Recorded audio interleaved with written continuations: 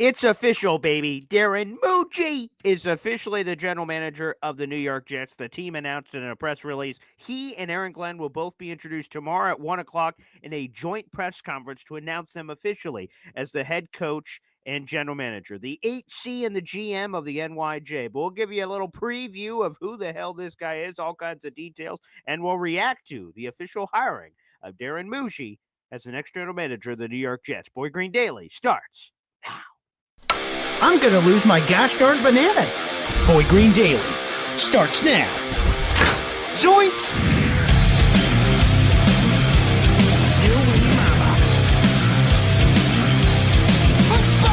I made it clear that my intention was to play, and my intention was to play for the New York Jets.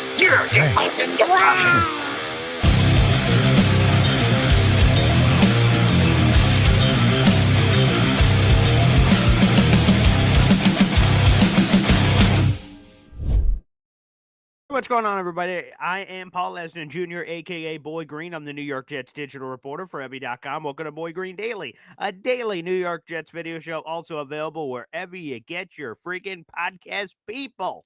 And as you guys are coming in, like the video, hit subscribe here on YouTube. But we got a couple of comments right off the top before I even introduce my guest here on the program. Number one Austrian Jet fan gifted a membership right off the top rope. You love to friggin' see it, people. We see you, Austrian.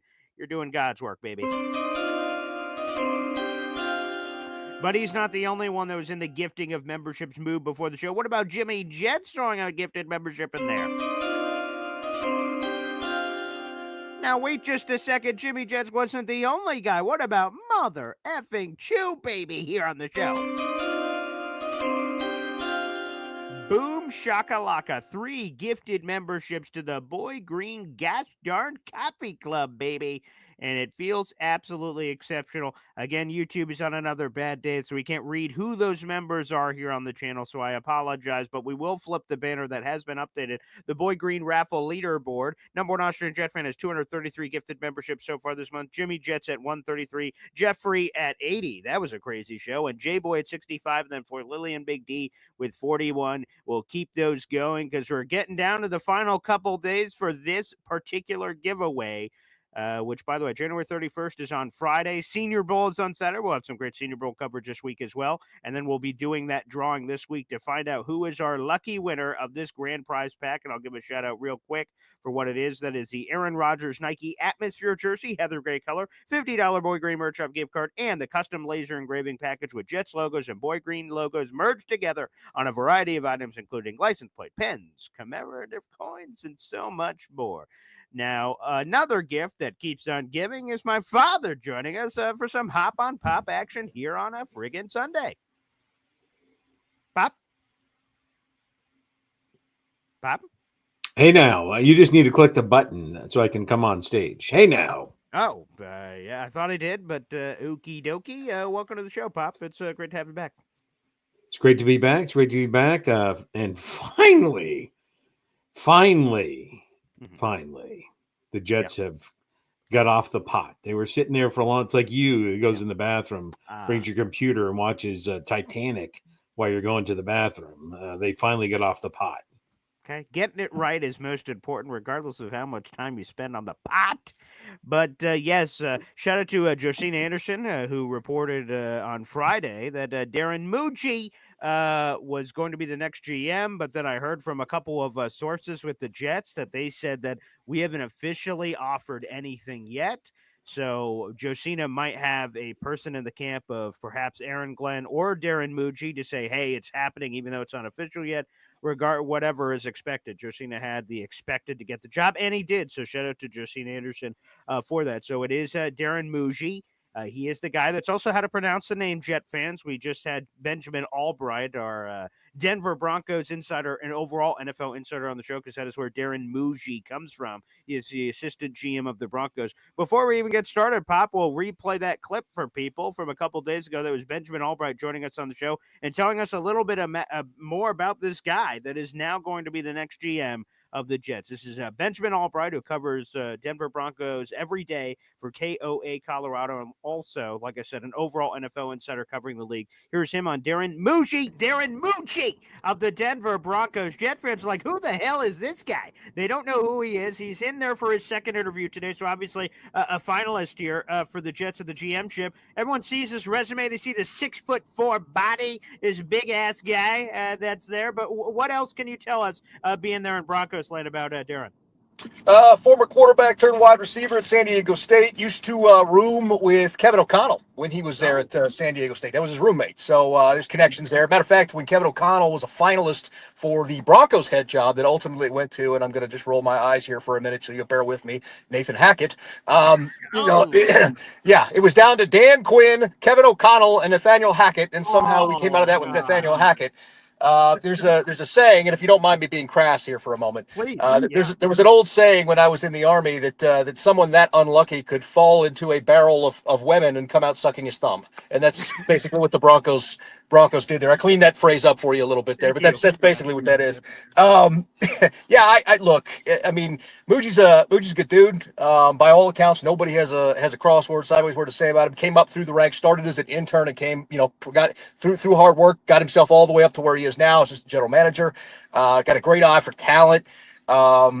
He is huge, by the way. He really is. He makes you feel tiny. But he's that guy. He's been George Payton's kind of right-hand man.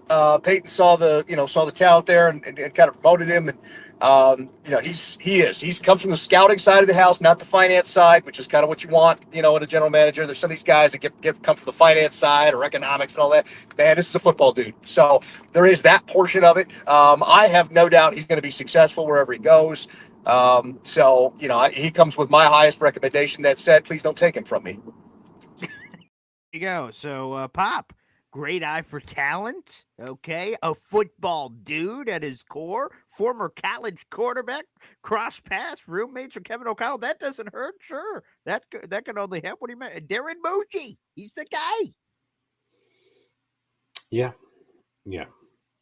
I'm not sure how excited you could or should be about a general manager that was hired after the head coach. You know what one of the roles and responsibilities of the general manager is? What's that? To hire the head coach. Well, you had to make sure you locked in your guy. If the Jets, because obviously here, let's address this part. We don't know the answer to this, and I'm hoping to get this. Folks, we got some big-time guests joining us this week, and this is one of the questions I'm going to ask this insider, has not joined the show in a long time, is it was supposed to be Aaron Glenn and Lance Newmark, the assistant general manager for the Washington Commanders. Lance Newmark and Aaron Glenn interviewed together. They were both in the building. They were the only finalists at the time. Like, oh boy, Jet fans are like, well, I guess this is our head coach and GM. Here we go. And Aaron Glenn and Lance Newmark leave the building and nothing. We hear zero. We're like, okay, I guess not. And then the next day we hear about Aaron Glenn being hired. And then the Jets are reopening the general manager search. We're like, oh shit, maybe Lance Newmark, did terrible in the interview. I don't know. And then they went a different direction. So it sounded like Newmark was supposed to be the guy. And Jared B says, hey, he didn't hit the mark. Perhaps that's what happened. And then they end up going in a different direction. So the GM maybe would have been hired, but he must have bombed the interview or something. I don't know what happened there. Yeah, I don't know. I tell you that there is some concern and a few on him. I don't know him. Okay. But here's what I do know. Sure. Is he has primarily been on the scouting side. That's not the only aspect, right? There's a director of player scouting. So he's got that down pat, but he's been in a very narrow career field at one franchise that for the majority of his time there was not doing very well. So there's some concern there. He's now doing a job he's never done before. Yeah. He's never worked for anybody outside of the Denver Broncos. That's correct. He's never really done anything outside the scouting department. And now the Jets are handing him the keys to the car. So there's concern there, right? And what turns a page, what makes you, what revs your engine is we don't know. And then you pair him with Aaron Glenn, who's never been head coach before. It'd feel a little better if one of them had some experience in the current job. Now they're both figuring it out together at the time that the Jets are at a crossroads. Are we going to rebuild or reload? And I said reload essentially. I don't think their Jets are where they need to rebuild yet. So, anyways, Yeah, it's risk. There's no question about it. I saw there was a lot of love earlier in the chat, and thanks everyone for getting the chat rolling. Thomas Dimitriev, a guy who's been a general manager for a long time. He was a general manager from 2008 through 2020 with the Atlanta Falcons, and there's a lot to like. He built up a Super Bowl team that eventually got there with Dan Quinn. Now, they lost. We all know that, but I don't know if that's on the GM. Once he gets them to the game, hey, man, it's on the coaches to win this thing. But he gets them there. They drafted a franchise quarterback. They drafted a franchise tackle. They drafted all these. Julio Jones made a massive trade up. Like, there's a lot to like about a guy like Thomas Dimitriev, who sat in the chair before and makes a lot of sense. By the way, I'll tease that interview that I don't have yet, but it's supposed to be coming here in the coming months. We're going to have Thomas Dimitriev on the show. I know one of his agents and people that work with him, and we're going to make that happen. I'll be curious to kind of pick his brain about the GM-ship and see if there's some way to get him in the building. If obviously it can't be the GM, we got Muji, but it can someone else. Because now that you have these two first-time guys, and Aaron Glenn and Darren Mougey, they get a good work, it could fail. Who knows? But I think an important piece to the developmental puzzle here is having other people that have done the job. For instance, one of the rumored people around Aaron Glenn's staff is Steve Wilkes, who's been a head coach twice and a strong defensive mind. Great. Put him in, plug and play. You can trust that guy to call plays. So Aaron Glenn could be the more CEO guy to oversee the entire team. There's a lot of people that have speculated or criticized him for being just a defensive guy, but he said he wants to have his hand in all pots. Again, he'll talk more about that on Monday, I'm sure. So Steve Wilkes, that makes sense having guys like that in the staff. And hopefully in the general manager front office, same sort of thing. Get a guy who's been a GM before. There's plenty of them out there. Thomas Dimitriev is just like running his own analytical department right now. He hasn't been in the league officially since 2020 when he was with the Falcons, so he seems available. See if you could pluck him and make it like a director of football operations or something. I think that's an important piece to try to insulate, try to add a little bit more here for some veteranship. I think that can only help for these young guys. I mean, Muji is young. He's 39 years old. He's the third youngest GM in the NFL. The only two people that are younger are Andrew Berry, he's a Cleveland Browns GM at 37, and Ryan Poles, the Chicago Bears GM. So he is third youngest, and I believe he turns 40 in April. That is Darren Mougey. So he's a younger guy. He's 2 years younger than Aaron Rodgers, for goodness sake. So there's a lot to be had there. That's right. By the way, the two younger ones, not people you should call home about. What? The Browns and the Bears. Berry, all the analytics. They've built a great roster there in Cleveland. That's very nice. And hey, Ryan Poles, Ben Johnson got a nice combo platter over there, huh? Yeah, okay. Anywho, here's some more other nuggets here on Muji that I've been able to kind of gather before we get into this even deeper. Muji is expected to have a traditional role as the general manager, according to ESPN's Rich Cimini, which will give him final say on personnel and control of the 53-man roster. He has not worked with Aaron Glenn before. Their only indirect connection is Sean Payton. Sean Payton, of course, was with Aaron Glenn during the end of his playing career in 2008 with the Saints. Also is with him with the Dallas Cowboys for his playing career. Yeah. And people really want to hear some thoughts on who the Cowboys. We'll get to that in a little bit. Oh, boy. But so you have the Sean Payton connection where he's on the Dallas Cowboys staff with Aaron Glenn. You had him when he was on the Saints in 2008. And then, of course, as an assistant there in the 2010s. He was there with Sean Payton before Sean Payton stepped away. Obviously, Sean Payton's been there in Denver with Muji. So there's a lot there. And Glenn was in the interview with Muji when he had his second interview on Thursday. So Aaron Glenn was in that room as well. And Pop, you mentioned the scouting background here with his drafts. Look at this. Look at the draft of the Denver Broncos. From 21 to 2023, the Denver Broncos selected 4 players that are currently on an all-pro team. Patrick Surtain II, guard Quentin Myers, kick returner Marvin Mims Jr., and edge rusher Nick Benito, and Bo Nix was their first-round pick who had this great year. Look at that group, man. Huh? I think most of those were picked after he left the scouting department. But anyways. What do you mean? When did he leave? When did he leave as the scouting director? If he's the assistant GM, that's part of the scouting room. That's part of the job. That's You're true. making it seem like I'm not assistant like anything. GM. They have these people now, and now hopefully they're ready to move, right? Because what do you mean? The Jets. What I'm talking about, the new GM, the new head coach. There's a lot of decisions that need to be made in a rather timely fashion, as things are going to start to ramp up, right? What are they going to do, with some of these young talent and offer them when they can, the early contract, what are they going to do at the quarterback position for the future, right? So hopefully they're ready to, attack these issues and come up with a plan. Well, plan number one, let's get on the phone with gosh darn Garrett Wilson. And I'm Darren Mougey. I'm even doing that before this Monday press conference. I'm sitting down with Garrett Wilson. I'm saying, Garrett, you are a very important part of this organization. I don't know what they fucked up with before, but I will tell you right now, we're going to set the line right bleeping here, Garrett. You're important to this team. We're going to make you important to this team. We're going to address that contract. There's a lot of things going on here on One Jets Drive. I just got here yesterday, whatever. But hey, man, you're part of this future. We're going to make you a part of this future. That's call number one. Is I'm sitting down with Garrett. Maybe I have Aaron Glenn in the room too. Hey, this AG Garrett AG. Okay, yeah. Now we got past the pleasantries. We're going to give you a record-breaking contract. It's going to keep you here for the rest of your career. We want you here. You're very important. And tell us about any problems or things that you see with the organization, and we'll see what we can fix. That's call number one for me if I'm Darren Mougey. Yeah. Everything except the record-breaking contract, right?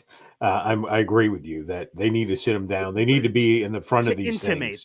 To say that you're going to address that. You're not like, yeah, we want you to be a Jets for life. Let's make it happen. 3 more years, pal. Right. Because I think there's, for whatever reason, however we got here, I think there's, hurt feelings here. And I agree, addressing them right away is the way to go, 100%. You can't let Garrett Wilson leave New York. And also, you can't let them blow in the wind here. Like, again, 100%. That's why it would be just so important. It's one of my very first things I do as soon as I get in the chair. And obviously, the other thing, will we have an answer by today, Sunday, tomorrow, Monday, on Aaron Rodgers, like from the GM head coach of their plan? We plan on talking with Aaron. Like, what's the answer going to be? Because the media is going to have question opportunities, Q&A with both Aaron Glenn and Muji. They say, okay, guys, right now you have a future Pro Football Hall of Fame quarterback in your room. Is he going to be on the roster this year? And then I imagine, I don't even want to speculate. Maybe they're going to answer or not that question, but that's another big one too. Are you bringing him back? Okay, great. If you're not bringing him back, is it Tyrod and what? Like, what's the answers? People are going to want to know that. Yeah, I think that's super important to make, and that's really, to me, if there's a close second or a tie for first with handling the Garrett Wilson issue, is Aaron Rodgers, figuring out what that looks like and then just moving on. Like, having some conviction, because that's right. Free agency is the second week of March. So before we know it, I mean, things are going to be popping, lock, and dropping. You want to know, obviously, well before that, of Aaron, do you want to play football? Okay, do the Jets also want you on the team? If that's so, boop, boop, that's easy. Aaron Rodgers is back. But Jets, hey, we want your Aaron. He's like, I'm going to retire. Well, okay, that decision's easy. Okay, boom, the split's there. Now, here's where it gets awkward. Jets like, yeah, I think we want to move on. Aaron's like, I still want to play. Now, is it a trade? Is it just cut bait and God bless, hope we don't get Brett Favre'd again of you going to the next team and having this career year with another team? And that would suck. That burned Jet fans of the past, because 2008, we had the 8-3 start and then it all collapsed. 2009, it goes to the Vikings, takes him to the NFC Championship game. If he doesn't do his dumbass Brett Favre throw to the other half of the field, the Vikings go to the Super Bowl, and who knows what they do. Maybe they win a freaking another Super Bowl, Brett Favre. Absolutely. And I think you don't have to wait till the staff is filled out to make the Aaron Rodgers decision. As a matter of fact, the offensive coordinator I would choose primarily based on what I decided to do with Aaron Rodgers, right? What do I need somebody, an offensive coordinator with the mindset that can develop a quarterback, or someone that's going to mesh with Aaron, which we can tell is a significant hurdle, so to speak. Can't that be the same guy? I'm going to be honest. If Aaron comes back, I don't want to get a guy that's just more comfortable with Aaron. Like, and to be honest, everyone that they've looked at so far, reported names, have zero relationship or zero prior existing anything with Aaron Rodgers, which I'm fine with. Aaron, old dog, can you learn a new trick, pal? The favorite, by all accounts, nothing's official yet, Nick Caley, he's the LA Rams tight ends coach and passing game coordinator. He's the favorite to be the next Jets OC. He's a Sean McVay guy. He told the Patriots to shove it last year, which only makes me want that guy even more on the team. Terrific. Wonderful. But he's the favorite right now. And maybe he has the capabilities. We don't know. He has not been an OC before, but maybe he does have the capabilities of working with young talent or a veteran. That'd be the perfect guy to have.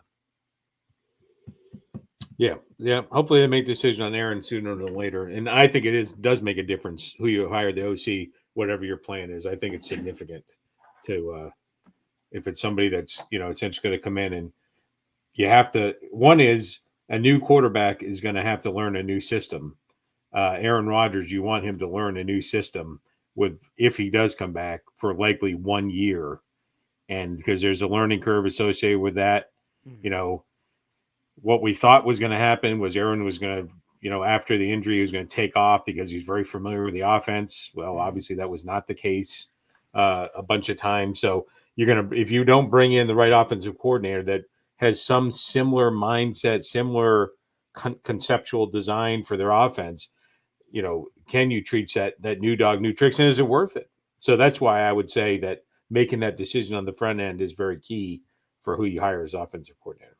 All right, before we go any further, some people would have preferred the show to be titled differently. Darren Mougey was hired as the GM, and that's big news. But people want to know about the new Dallas Cowboys head coach, Brian Schottenheimer. For Schotty, formerly of the Jets, and the Jets will be hosting the Dallas Cowboys this year, so we'll get a big old warm reunion. Your Cowboys hiring Brian Schottenheimer. Speaking of someone who's never been a head coach before, Brian Schottenheimer, son of the legendary Marty Schottenheimer. What the hell's going on in Dallas? I'm sorry, I didn't hear what you said. Your reaction to Brian Schottenheimer being named the 8th I would just like to say that the bottom dwellers, the hecklers from the back of the room, the crab potters, if you will. Have I ever explained to you what a crab potter is? I've never heard that term, but now go ahead. Yeah, a crab potter is essentially the trap that you capture crabs in, is just a pot with a lid that the crabs could actually get out of, right? But as one crab is about to get out, the other crabs will grab onto that crab and pull him down.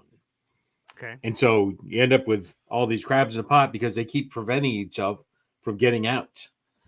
So I say that to say this. I will not muck around in the dirt with the comments or the feedback on the Cowboys. I will give my opinion on it, but you're up in Cowboys. You can't even barely hear what the Jets are saying. Oh, here we go. So, but anyways, here's what I say. It is a crappy head coach hire, right? It is disgusting head coach hire. The defensive coordinator hiring is disgusting. And who's that? I was always the trash from Chicago.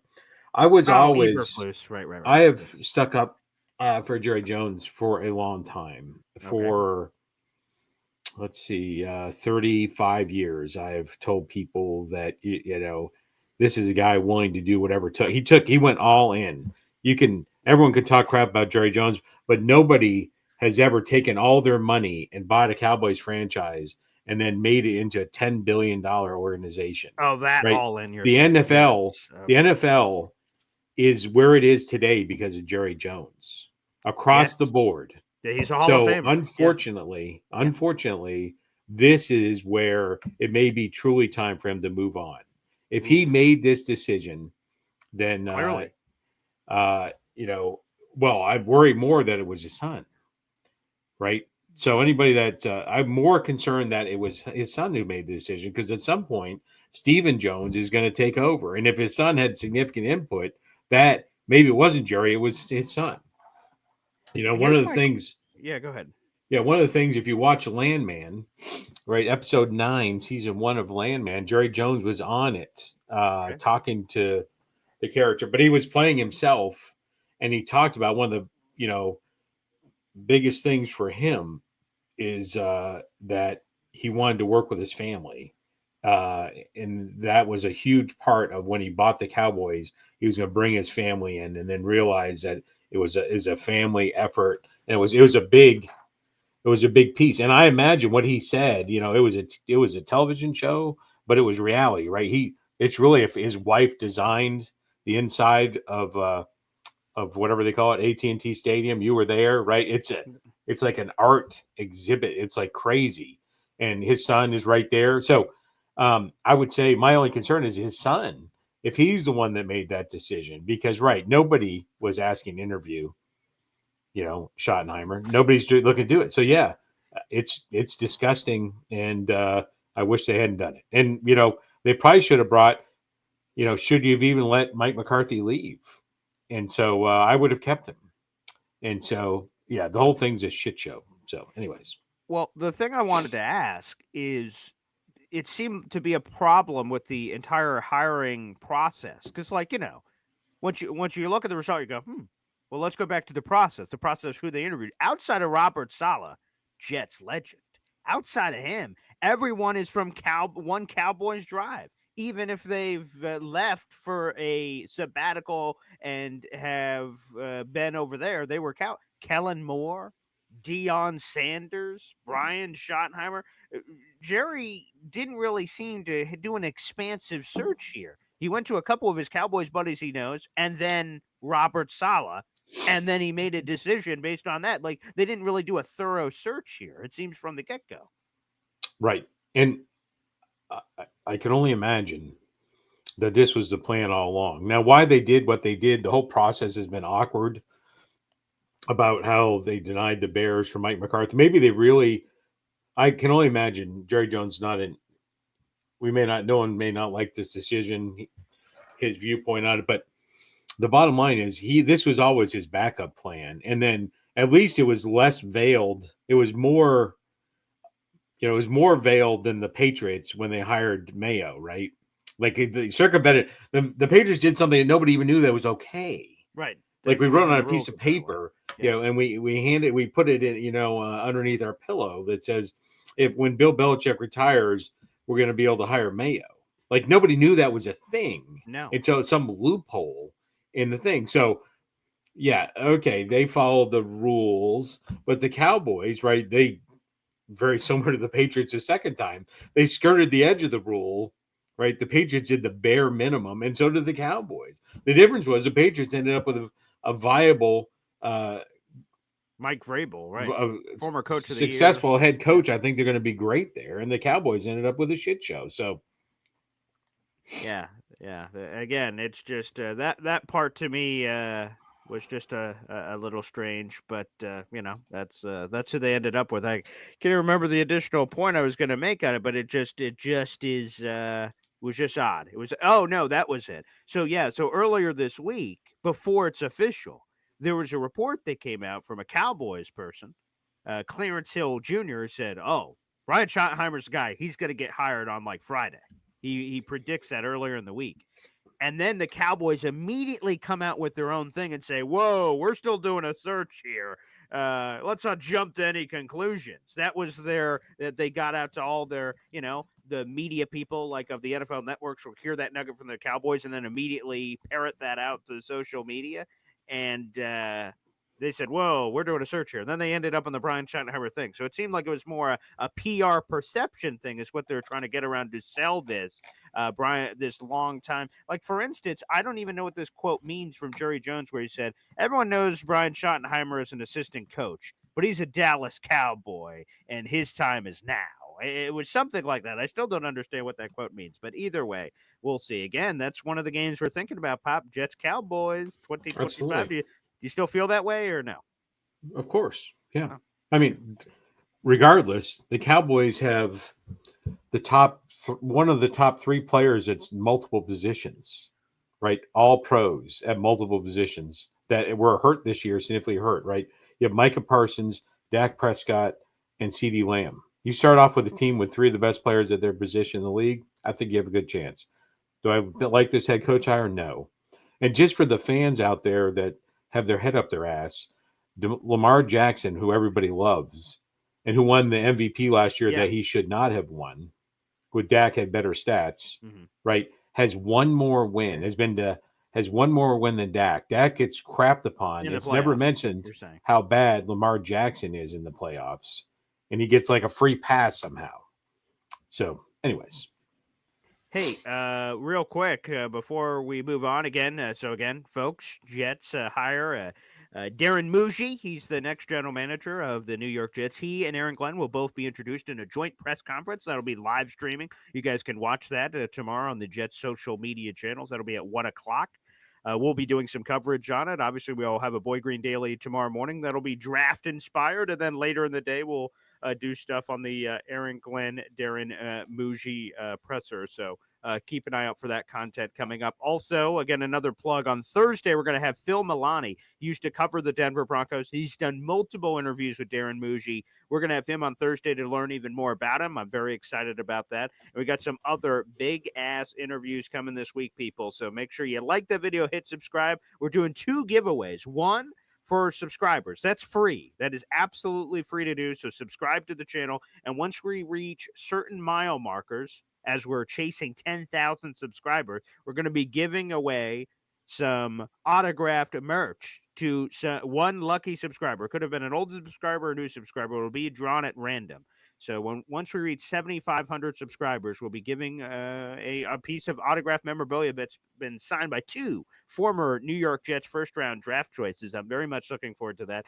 And then at each mile marker, 8,000, 8,500, 9,000, everything, we're going to increase the ante and give even more. And obviously, we have our current leaderboard right now. Every gifted membership gives you a raffle for our end of the year or end of the month contest, here at the end of January. February 1st is on Saturday, and we'll be drawing it on Saturday to determine who the heck that lucky winner is for our Nike Atmosphere Aaron Rodgers Heather Gray jersey, plus the $50 Boy Green Merch Shop gift card and the custom laser engraving package. So it should be a lot of fun. So wanted to throw all that out there. But, Pop, let's get your picks. It's Conference Championship Sunday, baby. I remember when I was in your house, what was it, 14, 15 years ago? Twice, as a matter of fact, so I guess it's both, where the Jets, Mark Sanchez, someone just reshared the clip. Mark Sanchez play action, pump fakes to Dwight Freeney, throws it deep for a Braylon Edwards, 80-yard touchdown in Lucas Oil Stadium, and the Jets surge and take the lead against the Colts AFC Championship game. Holy shit, we're a half away from the Super Bowl, baby.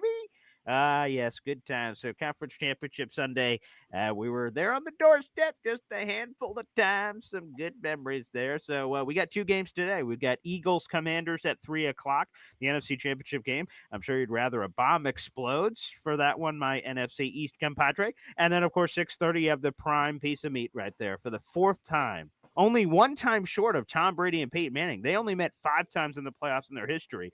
Joshua and Patrick Mahomes about to meet for time number 4, which is pretty crazy to think about. That's at 6:30. What are your official picks? My picks are, you are correct. I actually used the exact words with your mom. Shout out to Imamji. With your mom, and whose birthday is coming up, by the way. She'll be 29. But there you go. Imamji. There she is, Imamji. I did say that the best thing I could hope for was some natural disaster. I don't like to use the bomb reference, but yes, if a volcano erupted in the middle of the field, that would be perfect. Yeah. So for that game, if that can't happen, if we can't just essentially have all those teams sucked into a black vortex of hell, if that can't happen, I believe the Philadelphia Eagles are going to go. I have no. Is it close? Is it what? I don't think it's going to be. I think it'll be close by the way the Eagles play the game. I don't think it has to be close, but I do think it'll be close. But I would say it's going to probably be 28-20 Eagles. Interesting. Yeah, the Washington shitty-ass run defense against the Saquon Barkley-led offense is a major mismatch. But Jaden Daniels being able to put up points on anybody, I'm curious to see if Jalen Hurts can keep up track because that knee has obviously been bothering him. And the passing game has been super sus, as the kids say. So if they're throwing up points and you're not just able to Saquon Barkley people to death, can Jalen Hurts turn the cat backward and start tossing it around the barnyard to the A.J. Browns, Devontae Smiths? They certainly have the weapons to do so, but Jalen Hurts hasn't proven to do that. Just as we're going through this, I'll pick the Commanders, man. I think we get the first rookie quarterback ever in the Super Bowl, and we'll see what he does with that opportunity. But yeah, man, I love Saquon Barkley, so I want to root for Saquon. That's the one who I'm pounding the table for. But No, I think Washington goes to the Super Bowl, and they haven't been to the NFC Championship game since 1991. Been a long ass time since Washington's been here. And then let's go to the creme de la creme. Yep. Before we head okay. segue out of that, yeah. So Jaden Daniels, right? He's done well. Give him a Yeah. pat on the head and send him Greatest home. rookie quarterback Right. of all time. The Eagles, in their number 1 ranked defense, are going to take his lunch money and send him home. I guess we'll see what happens there. He's been pretty good. Hey, what did he do to that Eagles defense at the end of the season? He carved them up like a turkey. Didn't he have 5 touchdowns in that second Eagles game? That's true. That's true. Mm-hmm. But they barely beat the Bears, except for a yipper. If that defensive back hadn't been yipping at the fans, what are we he would talking not have. They would not have won that game. Well, that guy's an idiot. Tyreek Stevenson, what the hell is he doing? Going, woo! All right. Hey, wait a minute. I got to run over and tip the ball to Washington. I'll be right back. And then, doink, ball. Yeah. No, let me run over and tip Dallas the ball Cowboy. to the other team. Touchdown, Washington. And look at the trajectory of those teams, right? They're here, la, la, la, la, la, Hail Mary, and then Hail Mary that didn't go well. Washington, broop, wins 12 games, goes to the playoffs. Bears, your Cowboys defensive coordinator, Matt Eberflus. Oh, disgusting. Anywho, that's a disgusting hire. Okay. Hey, NFL head coaching experience. Wink. All right. What about the AFC Championship game? We got Chiefs. We got Bills. The Chiefs are undefeated against the Bills in the playoffs in the Patrick Mahomes, Josh Allen era. Does it stay that way?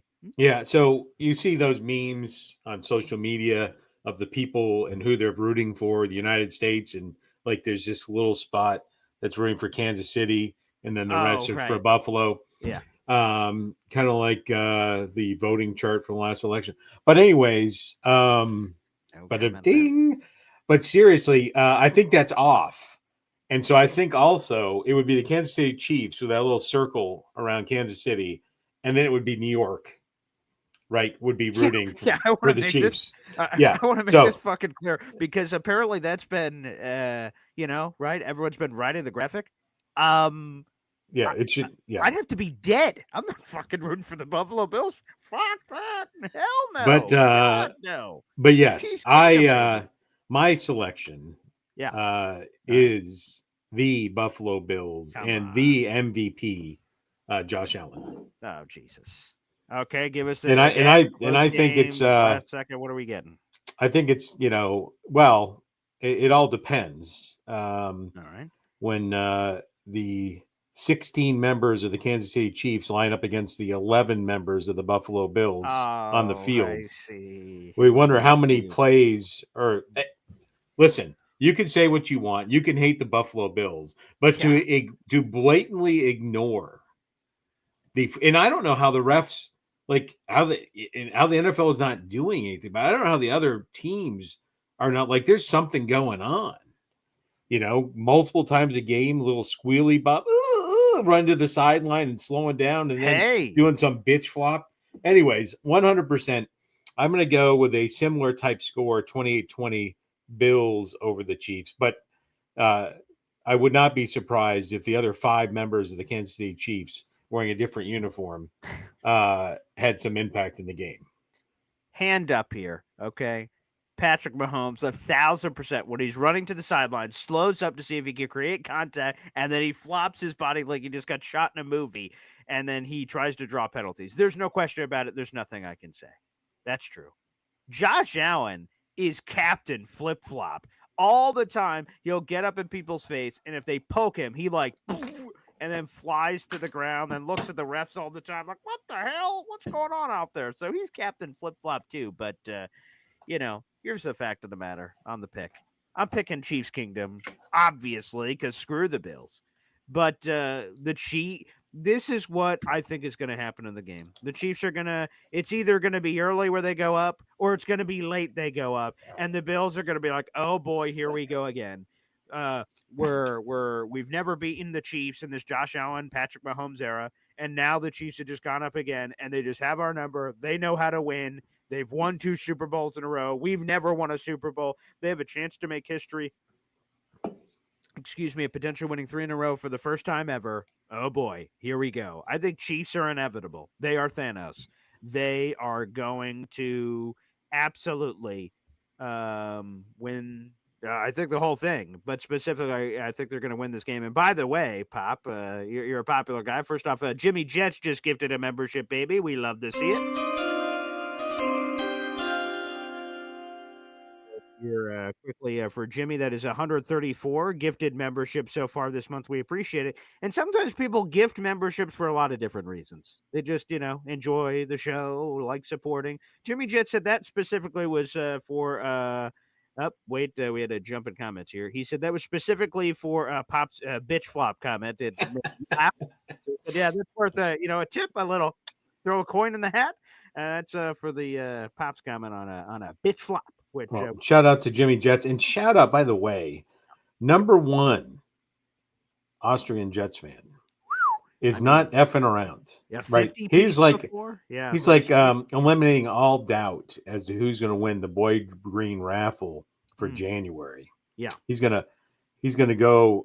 I mean, what? He's now 99 Loof balloons ahead of Jimmy Jet, and that's not a dig at Jimmy Jet. I'm not trying to inspire anything, although feel free to give some more memberships. But because Jimmy Jet was the big winner, in the December raffle, correct, and it's shout out to him for being number 2. But Austrian Jets fans, like, last time you got me, tip of the cap, good sir. This time, boom, there's some of that.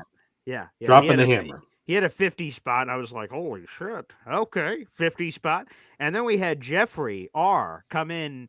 And as far as I know, we have 2 different Jeffreys. The one who won the last time was not Jeffrey R. And Jeffrey R came in and over with an A-spotted gifted membership, 2020.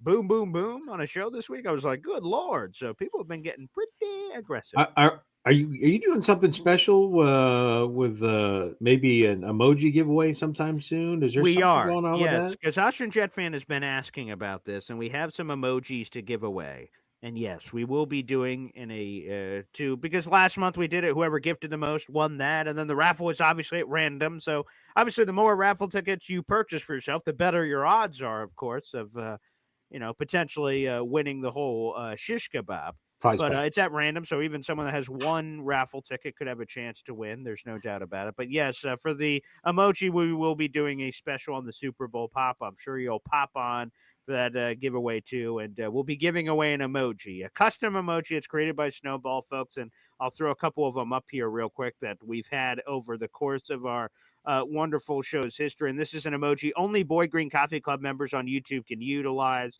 We haven't seen some of these in a while, so let's throw some of them up, whether it's the Rich Eisen phone emoji.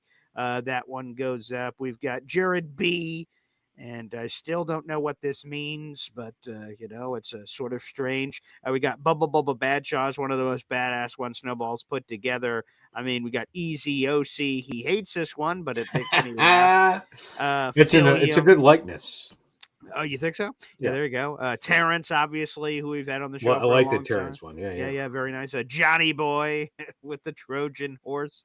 He's got to start wearing those helmets. Sure. That's for sure. We're renting it in. Jimmy Jets, obviously, with just his Jimmy Jets logo. Very nice.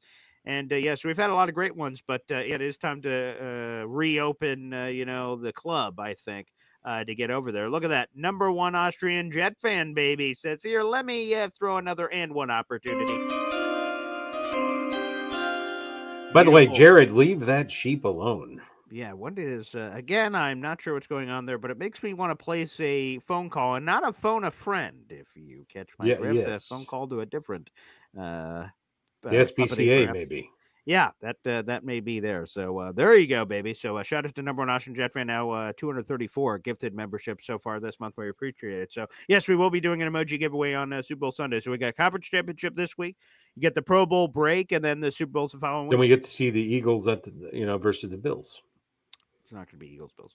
It's not going to be Eagles Bills. Bills are never going to win a Super Bowl. Come on, will it into thought. No. Will it into thought. First off, why would you want Eagles? I have no idea why you would want Eagles. Again, only because the AFC has to play somebody. And my hatred for the Eagles is only surpassed by the Giants are like that little kid in the corner is drooling on himself. Like, okay, I don't really care about them. But my dislike for the Commanders is much, or whatever they're calling themselves today, is much higher. Your old ties to Washington. Yes. Okay. Well, still, if we go to the AFC, Why do you want to see the Bills do it? Why not Chiefs? Why not If you inevitability? watched the Bills Rams game that was only won through sheer will and effort of Josh Allen, that was amazing. And I'm sick of the Chiefs. I'm sick of Travis Kelce. I'm sick of whatever that singer's name is. I'm sick of them all. Yeah, Right? so I'm sick of Kermit the Frog. that's fine, but this dynasty feels a lot different to me than New England's. I hated New England with a fiery passion. I don't mind really the hate the dynasty Chiefs. part. It's just the Okay. people that are part of the dynasty.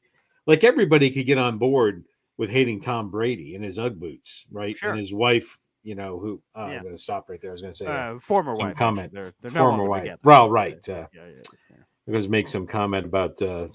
Anyways, I'm going to stop talking. But yeah, but no, I'm just tired of the Chiefs, and most people are. Yeah. Well, not Jet fans. Again, we will take the Chiefs. You want to win 3 Super Bowls in a row for first time in history? Sure.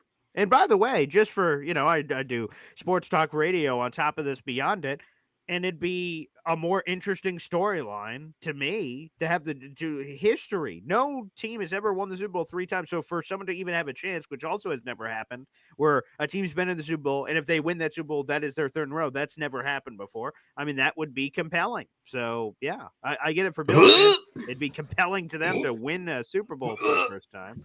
But yeah. I mean, if the Bills go, I just want them to lose. So just lose a 5th Super Bowl. That'd be fine. Get as close to the sun as you can and then lose. Okay. I mean, that'd be a little too close for comfort for me personally, but hey. Yeah.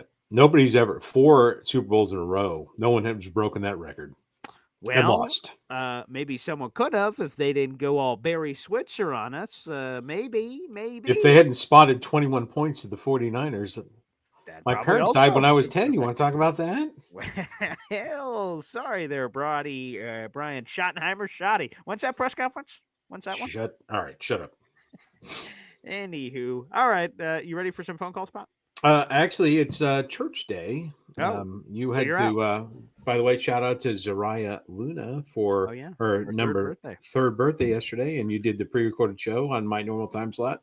Not holding that against you. Hey, but anyways. By the way, guys, check out that interview with Thomas. If you didn't see it, it was a wonderful chat with Thomas Morstead yesterday. And yeah, so I gotta the kids say hopefully Haley's listening. I gotta dip. Oh wow. Okay. Gotta dip out, but I gotta take my Riz and dip out of here. But there's some other sayings, I just don't know how to say them. But skibbity dibbity or something, shibbity skibbity dibbity doodah. But anyways, yeah, I will say that next week, later on this week, I guess it's still this week, it's a Sunday. Later on this upcoming week, I'll be doing the Hop on Pop segments from Dubai. All right, international Boy Green Daily. International. As long as the Wi-Fi works, I'm not sure, but I'm sure it will. I'm sure that could be an issue, I guess. Didn't think about that, but yeah. Well, fingers crossed. That'll be great. Okay, great. Okay, well, feel free to dip. Blessed be He, and all that jazz. So wonderful. God bless, and thank you. Before I go, Jared B, I will take your bet on double or nothing bet on moldy popcorn that the Eagles will beat the Commanders. Okay, so double or nothing on Washington. So you have Eagles, he has Commanders for Super Bowl. That's right. For a dusty popcorn. So 2 bags of popcorn. Wow. Okay. There you go. Jared B. The bet is official. We'll see what happens. Yeah, that's my pick, Johnny Boy. We're getting Commanders Chiefs, baby. Come on, Johnny. Johnny, your hat's a little too tight, Johnny. By the way, Pop, how can you not, and I know you got to go to church, but how can you not be for this? The report comes out this week. Dan Snyder is pissed at the Washington success. Awesome. You just made more Commanders. Oh, you're pissed about it? Hey, everybody, come on board. This is great. Dan Snyder's all angry that the Washington Commanders are doing well outside of his ownership. Terrific. Yeah. By the way, I'll have bacon sandwich and then I'll go to church. For somebody said the bacon greater than church. But right, Dan Snyder, I'll just say this, is a despicable human being. Yes. Right. Forget football, forget he's the owner of a team you don't like and da-da-da-da. He is just a despicable human being. And so him being in any form of discomfort or misery makes me happy. That's what I'm saying. So him going like, I'm really not happy that Washington is having all this success now that I'm not the owner. Yippee! I already picked Washington. Makes me want to pick Washington twice. So terrific. So that's great. Anywho, Pop, thank you, and we will see you later this week internationally. All right. Here we go. Let's go, Jets. All right, there he is. Boom. Hop on Pop. By the way, Pop is going to be there on Saturday. That's when we're doing the reveal for the Nike Aaron Rodgers jersey and everything else. So he'll be there for that announcement. I'm very much looking forward to it. All right, we got 700 people in the room. Like the video, hit subscribe. We're reacting to Darren Mougey being announced as the New York Jets general manager. We'll also have some live press conference action happening on the show tomorrow. Not live during the press conference. We'll have it after the fact. Some big takeaways from the presser, so I'm looking forward to that conversation. We'll be doing that on Monday as well. We'll also have a mock draft Monday tomorrow morning and some insights into Aaron Glenn's sort of draft philosophy. We got a special guest joining us on the show tomorrow morning, which I'm very much looking forward to as well. All right, everybody, let's do this. We'll take a phone break.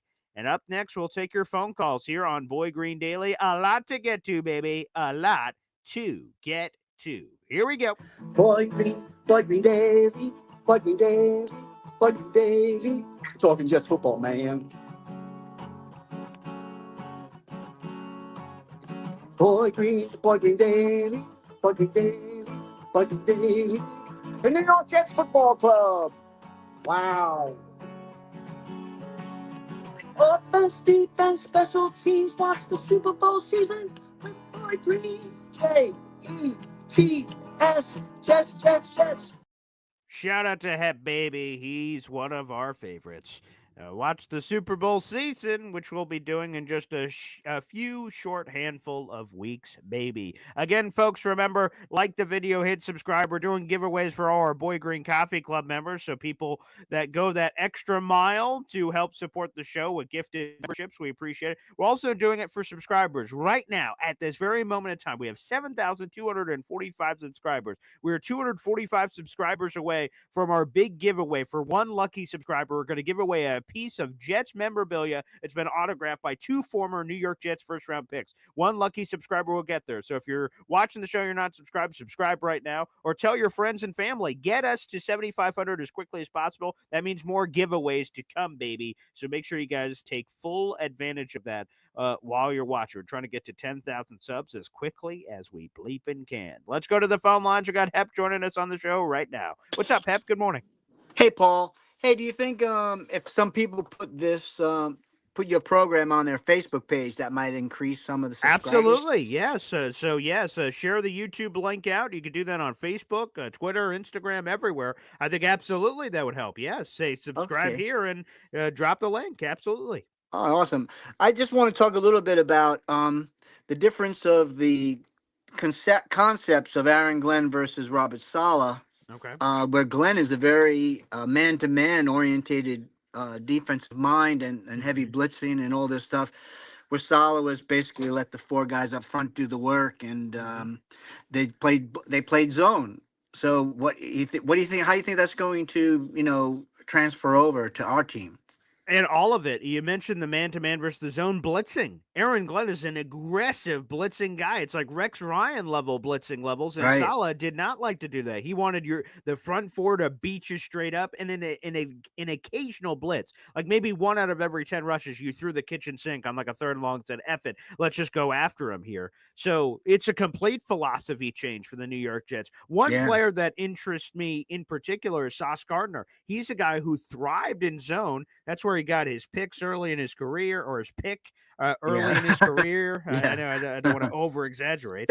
Where he seemed to have his all-pro success those first 2 years was all his own. When they ran a little bit more man this year, Sauce struggled. Now, was that just the man stuff? Was that Saleh dipping, using my father's new hip lingo? Was it the Saleh dipping at the beginning of the season, and Sauce said that sort of messed with his mind? It's hard to say. So I'm curious because Sauce on paper has all the tools to be a great cover man. He's big, he's lanky, he's physical. Like all of that should help him. I'm curious with AG in his ear what that will do. And I don't mind the blitzing. I think a lot of Jet fans have sort of been pounding the table about it. When we have opposing quarterbacks back to there, sit in the pocket all day, la, la, la, la, la. Okay. Slice and dice in the defense. We're like, come on, man. Throw some aggression, blitz, Yeah, get yeah. after him a little bit. So I think that's going to placate to the fans a lot to get more blitzing. And man on man, there's just something primal. I don't know, where it's just like, it's 3rd and 4. It's me and you, buddy. It's Sauce versus insert receiver. I'm going to beat you or you're going to beat me, and that's going to decide who gets his first down here. So I sort of, again, I get all the benefits of zone coverage and all that other stuff, but to me, I love it. I think it's going to give us an identity on defense, and hopefully, big plays can sort of translate to the offensive side of the ball when we get those big plays. So I'm really excited about it, quite frankly. Yeah, I think the theme, if you look at all the 4 teams that are in the playoffs right now, Yeah. the theme seems to be everybody's aggressive. Yes. They're 100%. attacking. They're attacking. It's not like don't play not to lose, play to win the game. You know. Mm-hmm. All right, let me get out of here. My dog's going crazy. All right. I love you. See you. I appreciate it. Thank you, Hep. Thanks for the call. It's a great point. Again, I'm really looking forward to this staff coming together. Obviously, we've addressed several rumors this week of Aaron Glenn's staff being this or Aaron Glenn's staff being that. I'm looking forward to that being finalized and us having some concrete answers on some things. Like, is Steve Wilkes a defensive guy? Are they going to run primarily 4-3 or 3-4? We Phil Yum shouted that out. I believe there's Cindy Sturgis who asked that question before. Apparently, Aaron Glenn at his bones is a 3-4 guy. That's what Leger Duzable said. But he morphed to more 4-3 based on personnel. So if he has his druthers, does he go 3-4? Does he go 4-3? Will he be able to kind of determine that in year number 1 with the Jets? Does he have the pieces to do what he truly wants? Is he going to have to wait, have it kind of a hybrid until he can eventually evolutionize to what he truly wants? There's a lot of interesting questions about all that. We'll have to see what happens. All right, let's go back to the phone lines. We've got our boy EZ here on the show on a Sunday. Good morning, EZ. Hey, good morning. How are you? Good, thanks. I think we're probably going to run kind of a little bit of a hybrid defense. Okay. I think it's going to be a nice mix of passing with man-to-man and some zone, or maybe some combination patterns of which, because, with Sauce's physical attributes, man-to-man would be good because he could get up on the line 100%. with his 6'3" frame and be able to, jam some of these guys rather than waiting for them to come to him where he can't touch them. Because let's face it, Sauce can be a little handsy. That's for sure. And that doesn't play well to the zone where you're waiting back and then he tries to get handsy. You get those first 5 yards, you could be mugging the guy in the first 5. He could be very disruptive. Yes. He could be very disruptive in those first 5 yards. And I made a statement, and I think people thought I was insane when I said it. I think I told you this, that I would love to see them take Irv Charles, who's 6'4", 220. He's a big dude. He's like 6'4", 220. 220. Wow. Okay, there you go. And could you imagine, you got Sauce on one side and Irv on the other. And the only reason I would even consider switching Irv to defense is because he's a gunner on special teams. He's not afraid to hit.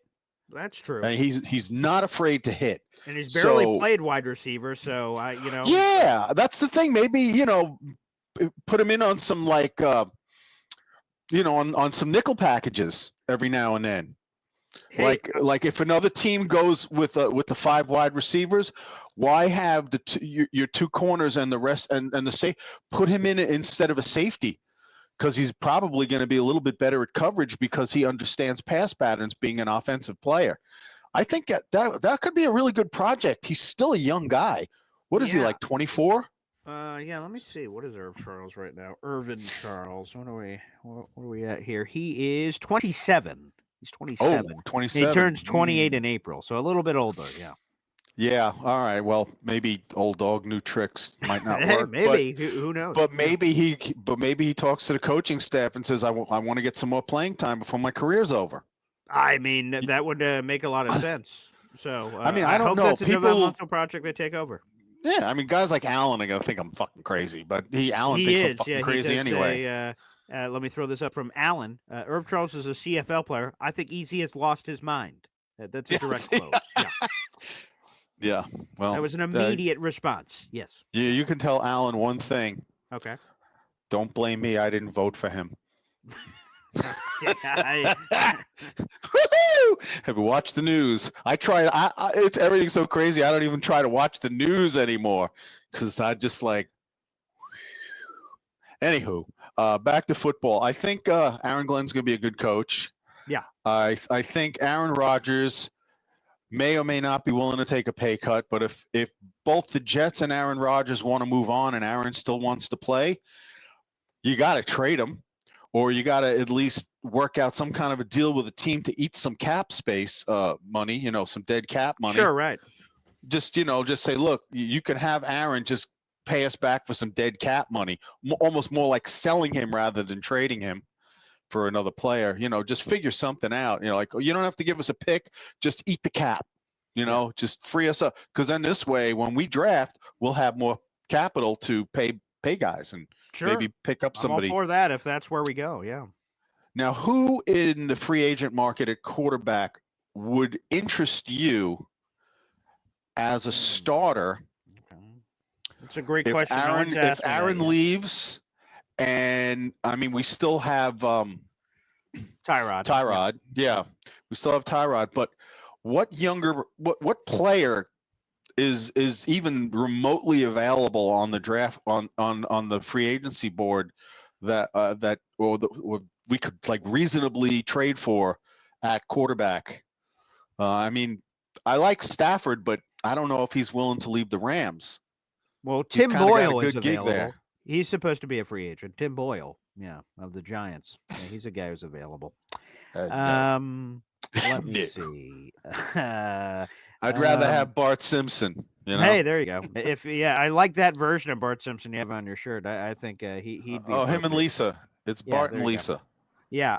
This is my Halloween shirt. I like that. That's a good shirt. For my fiance, Halloween is all year, so she's a massive Halloween fan. I would say there are two people. Well, I guess three. I'll put Sam Darnold out there. If he was open to a reunion, I'd be open to that, but I don't know if he is. So I'll put him aside. So there's three. I think they're going to sign him. Yeah, I think they're going to sign him. Yeah, we'll see. That could be the point too. So there are two guys that are former first-round picks. That'd be if the Jets moved on from Aaron Rodgers. You say, Paul, now what? There are two guys I'd kick the tires on: Justin Fields of the Pittsburgh Steelers and Trey Lance of the Dallas Cowboys. Either one. Are they both flops? Are they both great? I've got no idea. It's a dart throw. I have Tyrod Taylor. I'd rather take Justin Fields. I'd rather take Fields because you've seen more of him. Yeah, and it actually looked the last year on Pittsburgh before they benched him, he was actually looking like he was starting to figure some stuff out.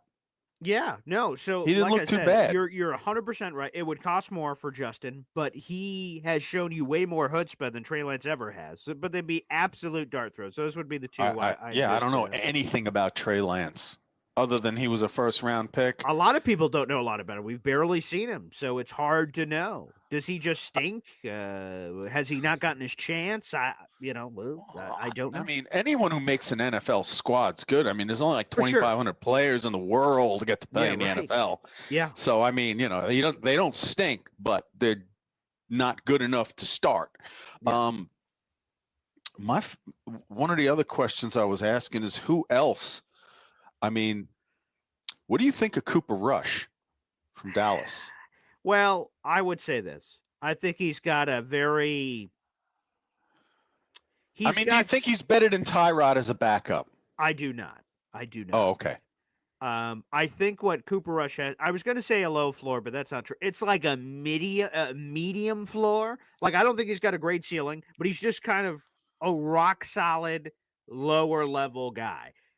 I'm not saying he'd just be like a Mike White starter, because maybe that's a good way to put it. Like Mike White, I don't think Mike White's an average starter. I think he's a below average starter, but there's sort of a floor there where it's not a complete disaster.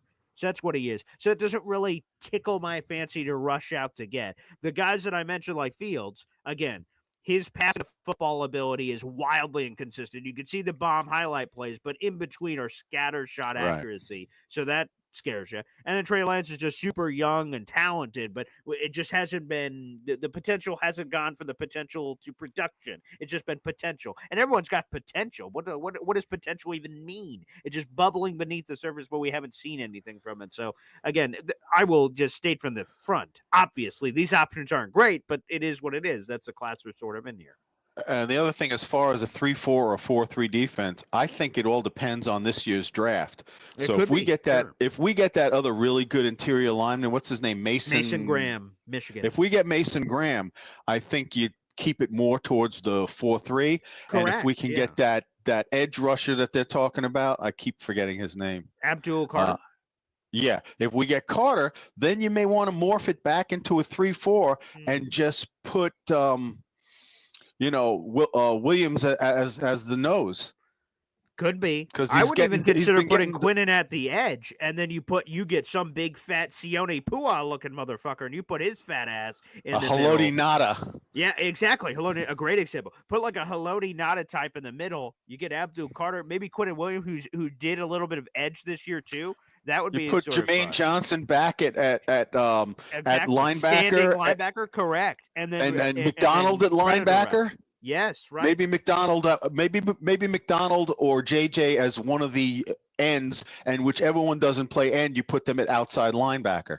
Yeah, and that could also help the running game a little bit, going with a 3-4. Yeah, in that situation. But if we get Mason Graham, I mean, you got to stay with the 4-3, because him next to Quinnen up front, that would be pretty insane. Yeah, so I like the ideas, EC. Great stuff. Great stuff. There's a lot there for 4-3 or 3-4, what have you. Yeah, Jimmy Jets. He said easy loss for Williams at nose. Yeah, I think you're just kind of hiding. You're limiting Quinnen. If you throw him, if you go 3-4 Quinnen nose. By the way, let me make sure we got all Quinnen's measurables here. What's Quinnen Williams at? He is at 6'3". Okay. And what's the weight on Quinnen? So he's 6'3", 3 flat. Yeah, I want someone much fatter, to be specific. I want like a 340-pound dude there eating up space. Like Quinnen's got this pass rush juice that I think would be, kind of nullified. There is a true nose in a 3-4. So I'm really hoping if we did go 3-4, which is totally possible, that you're flipping these guys out. You could have standing, like I said, I kind of call them alien predators, where they're kind of rushing from a 2-point stance. You could get those from Jermaine. You could get that from Will. I like that. Even Quinnen, you could kick out if you're doing 3-4 true nose. You got 2 on the outside and then standing linebacker. Like, I think there's a lot of combinations you could do. I agree with Jimmy Jets. I would not make Quinnen a nose in a 3-4. I want someone a lot fatter than that. An absolute big fatty, big fat tub of lard, just right there in the middle. That's how I would do it. Yeah, see, Michael Fox says, what is Snacks doing these days? Hey, man, Snacks want to come back? Let's do this. Let's do it. Jimmy Jet says we can't do 3-4 with this town. I prefer 4-3 anyway. If I had my drivers when I'm playing Madden, I'm running 4-3, baby. I prefer your 4 down up front. And again, you don't have to do it solid 4 and you never blitz. Get crazy if you want to. But that's what I want to see, for sure. And Dave Briggett says, hey, do whatever the hell we can just to stop the run. Yeah, let's do that. All right, let's go to the phone lines. We've got NY Jets FL here on the program. What's up, pal? Hey, Paul, good morning. I had that call a couple of weeks ago about Kenneth Grant out of Michigan because of comparing him to the guy from the Bucks. What's his name again? I just forgot. Number 50. He's about 350 pounds. Yeah, that's the kind of guy I want in the drafts, because I'm seeing a lot of rumblings of Carter going 1, and I'm seeing some crazy mocks with Jalen Milroe going 3. I mean, it's like, it's crazy, but I think there's a shot of this that we could see Abdul Carter number 1, Travis Hunter number 2, and all of a sudden we're like, oh fuck. Giants end up probably taking a quarterback at 3. Patriots are like, fuck me. We wanted Carter or fucking Travis Hunter. Now they probably sell that off to the highest bidder for the next quarterback. Then we could get all kinds of fucking freaky. I think that's possible. Yeah. Yeah, especially with the the success of a Michael Parsons. That's right. That's the thing that's going to ramp him up, Carter. I think I'm not going to enjoy watching the Bills Chiefs because of the, can I say, cockslobbering of Jim Nance and Tony Romo about how great Mahomes is, and this is going to be a great game before the game. It's going to be epic. Just this whole thing is just shit for me. As a fan, I really don't want to watch it. I'm going to watch it with the volume very low, but it's just, it's just going to be an ass kissing fest of how great, how great. Let's see Taylor Swift with the girl from Iowa, Caitlin Clark, Oh, in Caitlin the Clark, booth yeah, now. yeah. Now they're friends. I mean, it's just, come on, man. This is sports. This is sports. I mean, this is becoming Hollywood / sports. I'm not interested, but I am interested in the Washington game because I really think Washington can win this game. They're Me playing too. with house money. I really do. I really do. I know I'm a little over the map, but I was going to open up my call with the two words of Brian Schottenheimer, because I remember that guy as offensive coordinator, some of the coolest calls that he made. I don't know how they're going to go with that. Maybe he's just a yes I man can't for believe Jerry. that. That's so crazy. Yeah, Paul. Couple more things. On the GM and the coach. I mean, you have to. The league is going younger. You have to get an up and coming GM, with a vision, as opposed to some of these guys who have done it forever. I kind of like that idea. Denver was competitive. I know they have a all-world coach, but I think you got to look at the landscape of the league and see what's happening. And I think we're going in the right path. We don't know anything. I mean, coaches are like franchise quarterbacks. They literally are, because you have no idea if they're going to work at this point. And everyone's like, "Oh, I'm afraid to I'm afraid of I'm afraid of a first timer. I'm afraid of a defensive coach." Bullshit, man. It's all a guess. It's an educated guess. No matter what the 33rd team recommends, you never know until you get them in there. But I'm hugely confident in Aaron Glenn. I liked him over Vrabel. I love the Jets ties. He's an ex-player who played at an elite level. That gives him the cachet. I just love it. Go ahead, Paul. I'm all over the map. No breakfast for me as usual, but go ahead. Yeah, I agree with you on Aaron Glenn. Again, and it's funny because, like I said, it was kind of a weird evolution for me. As soon as the season's over, I have my top 3 guys, which in order were Todd Monken, Mike Vrabel, and then Ben Johnson. Those were my top 3 at the very beginning of the offseason. I said, hey, that's what I want to do. And then as things started to happen, I quickly found out the Jets were not going to interview Monken, so he gets off the list. Vrabel goes to the Patriots. He's off the list. Ben Johnson had no interest in the Jets. He's off the list. I'm like, well, shit, there goes my list. And then I re-looked at the field, and man, Aaron Glenn started to grow on me. The former player, the leadership, just everything about him. There was just so much that intrigued me of like, you know what? I know everyone is going to, not everyone, but a lot of people are going to be like, up, another solid defensive guy, no experience, plug and play. But not everyone is the same. He's different. To your point, Glenn playing for 15 years in the league. He wasn't, with all due respect to general manager Darren Mougey, okay, he wasn't a guy that was on 2 practice squads for 2 years and then boop, immediately had to retire. Aaron Glenn was a dude for 15 years, an all-pro player. As Eric Allen said, one of the true greats that put on a Jets uniform, a spectacular player. That cachet, 100% I agree with. That's a great word to use, cachet, with the players of saying, hey, do this. Yeah. Why? Yeah, look at the fucking tape, buddy. I've done that before. Oh, shit. Okay, Aaron. My B. Here we go. Like, I just think he's going to command the room. So, again, it's a risk. Obviously, he's never been a head coach before. He could flame out just like anyone else could flame out. That's part of the risk. It's part of the game, man. And you know what? If I'm going to take a risk, Aaron Glenn is a great guy to do it with. And Darren Mougey, we're going to even learn more about, because I got a lot of people I know out there in Denver to kind of poke our brains about. But no matter what we learn, it's still also a risk. Who knows? But I like the high upside swing. He's a super young guy. He's the 3rd youngest GM in the league. They like his path. His drafts have been really interesting. So, you know what? If they're going to take a swing, fuck it. Let's take a swing and hope him and AG are the coach-GM combination for the next 10 to 15 years. Well, I don't know how he was involved with Bo Nix, but maybe, we can see if he was somehow involved with that selection. I mean, you could see Bo Nix spent like 10 years in college, but he was a proficient passer at Auburn and Oregon. He was extremely good at Oregon. So you could see the type of player he was, and he was a mature quarterback. I think he was 24 or 25 when he came out, something like that. But And I'm for sure him to there's be the other calls. sixth quarterback, he's the six quarterbacks went in the top 12 of the draft. They got 6, and everyone, I'll say me, I'm like, look at fucking Sean Payton. He had no fucking choice. He had to go with the 6th guy because that was the last fucking guy. Nice job. Sean Payton's like, this is the guy who I wanted the whole time. I'm like, bullshit. You didn't want him. That's just who you got stuck with. And then Bo Nix has shut me the fuck up all year long. I'm like, oh shit.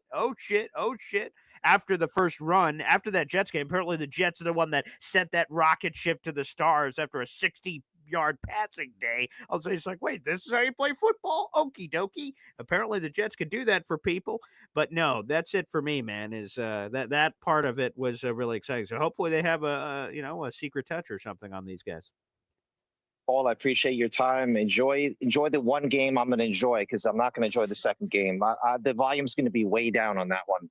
Hey, Paul, could we see a Zariah Luna sighting? Could she come in and get some kudos from people if available? Yes. Have a good day, Paul. Yeah.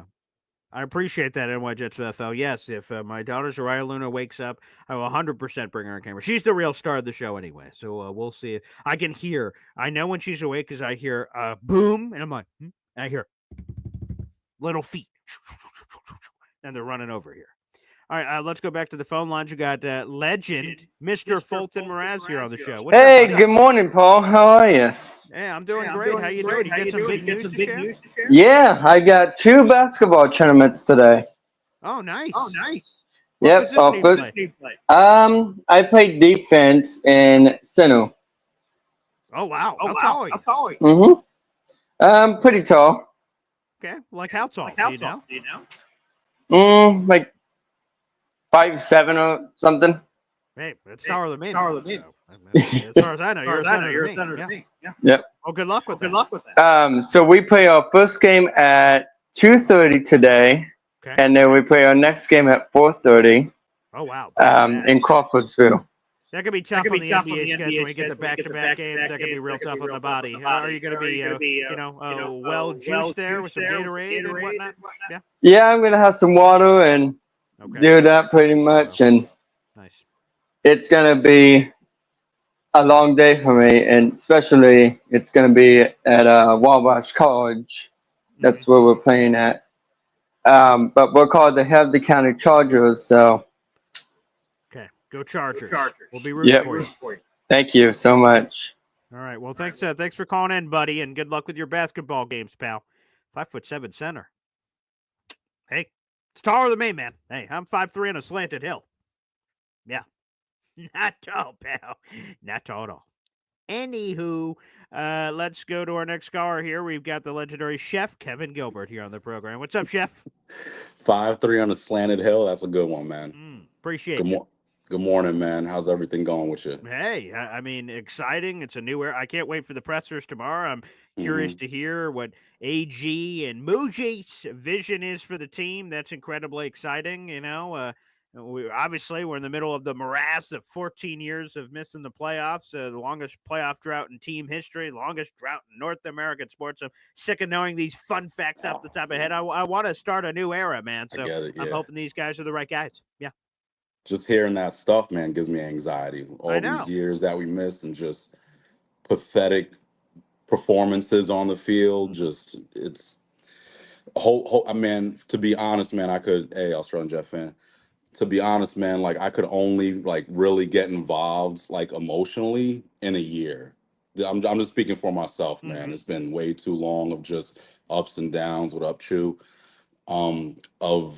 of good and bad and all that kind of stuff. Like 2010, man, like that was just, who would have thought, man, we would have just had this long of a drought. Like all of us have these stories of just, hey, when I was this young and now I got children, or now I'm a grandfather. Dude, it's just all these stories, man. Like it's really depressing, but hopefully, man, I'm just praying, man. Hopefully that this 33rd team can hit lightning in a bottle for the second time, knowing what they did with Washington and how well they did. I get the quarterback situation, but it looked like the OC and Cliff, like it seems like they got the right pieces there. I'm just speaking for myself, man. I'm just Yeah. not 100% sold on what we have right now. I like it, but I'm not like in love with it. That's fair. I told you last week or so about Glenn, how I liked it, but Mhm. you know, I still don't understand why we didn't get the Gruden thing Yeah. and McCartney. We And didn't even interview McCarthy. Yeah, 100%.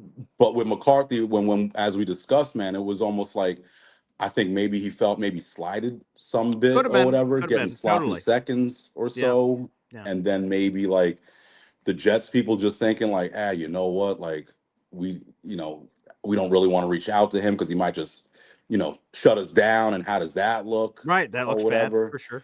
But I felt like with him dealing with Jones and knowing how Jones is like so involved in the operation, this would have been a perfect person Yeah. to slide into the He's well aware of operation. how that works, right? That's a good point. Yeah. Exactly. So my worries is because we have a first time head coach, a first time GM, this is just a perfect recipe for the Johnsons to meddle. That's just my fear, knowing that there's not like a strong presence there, veteran presence, where it's like, Right. hey, I Neither got guy's this. done it before. That's That, another good point. Yeah. that's just my fear, man. But with just with analyzing everything that has been going on with the Johnsons, obviously this previous season is like where the really deep meddling has like really got involved in, and there hasn't really been too much of a track history prior, which is just kind of like, well, why do it now? Why just throw away our season for what? Just to see a spark? Like there had to be something else. But you know, the season's done. Good riddance. Just an Yep. awful time. Just a terrible memory that we had to deal with. Like, Yeah. you know, besides the money, the time, the energy, just everything that we put into the season, just hopefully we got a good leadership ahead of us. One thing I am happy about with this new GM Mm-hmm. is that he knows how to move fast. So hire Hackett. Hackett's trash. Adios, Hackett. Yeah. Like Hackett already knows. See ya. He's He already gone. gone. He gone. He knows that. All Peace. right. See ya. That so with Douglas, I felt like he had like good off seasons, but during the regular season, it just felt like he was just sitting on his hands, just taking too long for a whole bunch of stuff. Where hopefully we can like with this new GM, he could like act faster, knowing about certain situations, certain players go down, and just adjusting on the fly and making sure that you're protecting the team for the long run too. Just not throwing some picks in to get a trade and just messing up our future draft picks. Like Right. we got to make sure we're making sound decisions and all that. So just knowing that this GM, okay, he's been in the room, he's been involved and stuff like that. He's not the head guy. Right. So as an assistant, now it's all on you. And at the forefront of your mind too, we don't really know what's being said in these rooms or whatever during the interviews, but you know that the Johnsons are going to say something to you because Woody has been on record many a time saying that he at least wants to have a say. Johnson, why the hell do you want to have a say? All your say has translated into nothing. So you should be the last person to even talk, man. There's nothing good that's coming out of your mouth that's actually helping us win or make the playoffs. Because that's the only thing that I can see us like. That's the only way you could gain my like fandom and trust and my money back is by getting us to the playoffs. We get to the playoffs, I can see something that's being built that's sustainable that can last for a while. Just not like, hey, this was just a fluke season. Hey, a couple of lucky things that happened or whatever, and we just snuck into the playoffs. I don't want to see that. I want to be like, all right, we're in this. Like this is going to be Yeah. something that we could feel good for a while. Um, I saw your I wanted to talk to Pops earlier, but we had I got a busy brunch today. We got this Oh. this brewery called Carton. Carton, they're probably like the number 2 brewery in New Jersey. They Wow. distribute all around. So we got a big brunch today with them, the owner and the brew masters and all of them. Congratulations. Yeah, Wow. come through. No, I appreciate it. It's an annual thing. Mm-hmm. I could talk about this or not? Yeah, of I'm course you kind of can. Why not? my Yeah. bad, dude. I'm kind of plugging away. I just No. Go ahead, please. so basically what I do is just I take beer and I incorporate it into food. So Okay. I come from Wow. fine dining. So basically with fine dining, like you have this whatever wine and it pairs with this amazing entree or appetizer or whatever, and it complements each other really well. That's So, what like, I give me some use. stuff on the menu. Give me some examples. What do we got? All right. Oh, you literally. Oh, Jesus. Okay, you literally have the menu right there. Okay. Yeah, I'm rushing. We're opening up soon, so I only mentioned it just because of want to talk to possible. I got pulled in so many Yeah. different directions. So basically, coffee rub steak and eggs. It's a Oh. filet mignon that has like a coffee rub on it. It has like garlic, cumin, couple other spices in there. It's like my little secret touch or whatever. With Ooh. breakfast potatoes and chipotle hollandaise sauce. That's like a pretty popular one. Then I have a banana Foster's French toast Uh-huh. where I cut a banana in half, put sugar on top of it, and then brulee it. And then we get the thick cut French toast. I get it in a whole loaf. Yeah. And then I slice it down into thick cuts of like Texas toast style. Uh-huh. Batter it, and then throw it on the flat top. And then I have like this banana cream cheese frosting, and Mm-hmm. there's like a little banana liqueur that goes in it as well. And it's lights out, man. You don't need no maple syrup or nothing. It gets dulce de leche on top too, because banana Fosters, you have that Yeah. like little caramel part in there, so that goes well. Chili killer shrimp tatonas, twisted pretzel sandwich. We have maple glazed bacon steak and a coffee chip brownie sundae, which is pretty good, with Mm-hmm. a chocolate stout sauce, coffee whipped cream. It's with like a fresh homemade brownie that we started making earlier today. It's already done. It's cooling down. Mm-hmm. And then pineapple upside down pancakes. What Basically, the? like Wow. basically, you know how the pineapples come and then slice, and then you got to take that core out. Yeah. So I put sugar on that and then just caramelize on the flat top. And as it's caramelizing, I let it do its thing, and then I put the batter on top of it. I put the pancake batter on top of it, and then once it kind of like starts to solidify a little bit, then I flip it over. And then when you flip it over, that's when you see like that caramelization on the pineapple. Mm-hmm. Let the other side finish, take it off, and then we top it with candy pecans. What else we got on it? And then maraschino cherries for like the pineapple upside down kind of feel or Mm-hmm. whatever.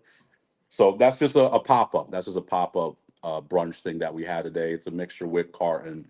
Mm-hmm. It's a cool little thing. But we do a bunch of these things, man. I Do you like. ever do random question here? Do you ever do tailgating with this, like you as the head chef doing stuff at the games? So they don't. It's only Gotham City crew that's allowed to like tailgate and like charge people for that stuff. Like Oh, they okay. like they got something going. I don't know too much, but they got like Claudia on them. They got something going on with the Jets where they're the only people that are allowed to like really do that. Obviously, other people do some stuff on the table, but they're not allowed to promote. For me, Oh, like I've oh, I never didn't know. done anything with my job with Cloverleaf at one of these games. Is it because you want to keep it separate because you're a fan, or you just never had the opportunity to do it? It's a good question. It's just it's a lot of work. And Well, yeah, right. before Rogers came here, all of our games were at 1 o'clock. So to you know what I'm saying? So like Ah, the good before old days. Yeah. hey like so people would line up, to park at like 6:30 in the morning. And Sure. then Yeah. once the gates go up, then you go and you get your spot or whatever. And for Jets, I don't really know how it is for Giants or other teams Yeah. or Right. whatever. But for the Jets, like everybody is basically in their own spot in the parking lot. Everybody Mm-hmm. got their own little Sure. Oh, turf. area, Yeah, I and get you. everybody for the most part like respects that space. All of us fans, that's something that we have in common. Like there's not a lot of us, but when Mm-hmm. we see each other in passing, no matter where we are, if you see a Jets hat, a Jet shirt or something, you say something, and normally the person that's hearing whatever's being said, they're kind of like, same old Jets. Like no one's really like, yeah, man, Jets, Jets, Jets. No one's doing that shit nowadays. It's just, but when you see each other, it's like family kind of thing or Mm-hmm. whatever. And for me being in Jersey, there's really not a lot of Jet fans, man. All the Jet fans are normally like Long Island. That's where it was Oh, I see. like those are like the hardcore. Like I feel bad, to be honest, man. I feel bad for that Long Island Jet fan, season ticket holder, Yeah. that one that's had the tickets in the family for generations and all Sure. that, and they're Mm-hmm. still going to every single game, and they're still traveling from Long Island Mm-hmm. cross the bridge to here, and then to actually stay for the whole game, like till the end. Like that's the real diehards, man. Like when Amen. Fireman Ed and these guys talk about like diehard, like those are the diehards, man. I live 10 minutes away from the stadium, man, so it's easy for me, Yeah. Yeah. to do what I got to do or whatever. But I gave up my tickets. I have another month and a half or whatever to change my mind or whatever. But Sure. for those family members that it don't matter what it is. It don't matter what coach we got, what kind of BS we have going on. For those that just still like stick through it all, man. Like I can't even describe that. Like, those would be the people that I would like to interview and talk to just to get inside their head. Like, why do you keep doing this? Why do you keep putting yourself through this financially and just emotionally and with the drives and just knowing that your whole Sunday is just a wash? Like, what you're doing it. And to be honest, man, I know for myself, I enjoy going to the games, even though like it's not all the greatest stuff. It's an experience with my family. I know a lot of people there, where I say what up to and whatnot. Yeah. But I do my own thing, man. This year, I think I only like tailgate like twice, man. And that was at the beginning. Okay. And it was cold. A couple times it rained or whatever. Like it wasn't really the greatest like conditions and all that. And then we just, after that Denver game, I told you, after that Denver game, like my spirit of just happy and, hey, this is gonna be the year, that went out the freaking window, man. That was it. That was done. I was through. I was over. The season in my mind was done, and I knew that, and it hurt me knowing like I already paid for all this money. Yeah, you're in order for me to get that $45 parking pass, because it's normally 65. In order for me to get the 45 for a season ticket holder, I had to pay it all in one lump sum. That's that's the Johnsons. That's how they do it or whatever. Bastards. But hey, I got my discount. I'm just saying, everything was already paid for. Yeah. So I could You're talk committed. about saying, You're pot committed. You're in. Yeah. My man, that's it. They already got me. So I gotta go. But I just took it as positives. Like, all right, I'm with my family. Yeah. I'm meeting up with some people or whatever, and it was cool. But just to like invest in like food and cooking and the cleanup, how it is when you cook, like there's a lot of cleanup that goes involved and stuff like that. I've never, like, whenever I do stuff, whenever I cook and tailgate or whatever, I never charge people, man. It's just I got food here, if you around, come through kind of deal. I remember I missed you at the opener. Yes, we're supposed to link up. Well, I'll tell you this. I want you to. I know you got a very busy day, obviously, with some big suit and ties under some guy in a t-shirt here in New York. But I'll tell you we this. open up in an hour. Yeah. See, look, chef. Reach out to, I don't know what you have, a bird signal or, pigeon carrier, God knows what. Yeah. But you know where I'm at. I'm at BoyGreen25 on Facebook, Twitter, Instagram, everywhere. Email, Paul A. Esden Jr. at gmail.com. Whatever. Hit me up somewhere. I want to throw some stuff at you. I want to try to see if we can get you to Chef Kevin Gilbert. If we can make something happen, you're spitting all kinds of meals and menus, and I mean, there's a lot going on. We're thinking about hosting a Boy Green party for one of these games coming up this year and doing it right. There's a lot of people that are interested in doing it, and you know what? There's a missing piece to the puzzle. That's the grub. And I kind of, I'm just brainstorming this to 900 people in the room right now. But, something that really hit me was after the Jets game last year. We all met up at a diner, and everyone talked about all their different talents and skills they bring to the table. Uncle Tio's part-time DJ and all these. And I just said, wow, we could all kind of, Justice League, put all our skills and talents at the table, just kind of pour them out there. And everyone's got different skills, and maybe that can all make this even cooler. So, you know what, and look at this just coming in from Nate, a YouTube super chat. Every time we get a YouTube super chat here from my daughter Zariah Lund. Wow. Thank you, Nate. Chef was part of the greatest tailgate I ever tasted. It was like being a Benihana in a rainy MetLife lot. If he doesn't renew, I'll miss him at the game. So, and Nate, I'm sure, speaks for a lot of people, and I haven't had the great pleasure of tasting it. Boy, if that was something that tickled your fancy, I'd love to work out the details to see if we could all connect all the dots and you be a part of whatever this game is. We're thinking about, as long as it doesn't get London. One of the Jets home games, unfortunately, is going to get London. So one of the tasty home games will be taken off the plate. We won't know the schedule till May, but we're thinking Jets Cowboys, and boy, I'd love to get everybody together for a game. So if we could get Chef cooking up, dealing, and working out all the details, I think that'd be something Nate obviously is for, and so would a lot of other people, Chef. So something to ponder, perhaps. Something to consider. Just so you know, man, there was already 2 coffee club members that already reached out to me prior, talking about, doing a little something, and I already said, just let me know what's going on. Okay, so Chef, let's go. Let's give me any of your contact info off the show. You can do separately, and let us know, and we can chat. I got you. And Nate was when his lady was there too and whatnot. Mhm. A couple other cats. Um, Basically that was it, man. I told you, like, that was it. So I'm not sure, Nate. Did I do lobster? Because I had my flat top and I was basically doing hibachi. I think I had shrimp, steak. Oh, wow. I think there was some lobster, some chicken, and all that. I was Good doing Lord. like Wow. yeah, I had sauces and all that kind of stuff or whatever. It was really quick, in and out kind of deal. It was raining that day, dude. Like, You're about to expand my brain. I'm a guy who I go to a restaurant, I get a burger, plain with fries, and you're throwing all this boom with the side of this. I mean, I watch MasterChef. mhm. I dabble. Kitchen Nightmare. I'm in on the Gordon Ramsay show. So like, you're going to be blowing my mind with what's possibly on menus with this and a reduction of this and a hoopla deconstructed. I'm like, what? I don't even know what planet I'm on, but I I'm went to looking school. I forward went to to mine school for being this, blown. BG. I went to Yeah, you're a technical school. professional. You're Chef Kevin Gilbert, for God's My sake. guy. I went to Yeah. I went to. I'm not gonna say my resume and all that right Of now. course, of course. I've been on for a little bit, and I appreciate your time and all Yeah. that. But I got experience, man. I'm like celebrities, athletes, entertainers. Like, I've Wow. cooked for all of them, like the A-listers and all that kind of stuff. I've been in the circles. I've been to the parties and all that. No Diddy parties, Luckily, my name ain't attached to none of that stuff. But I've been to a lot of stuff. My boy, I could say this publicly. Yeah.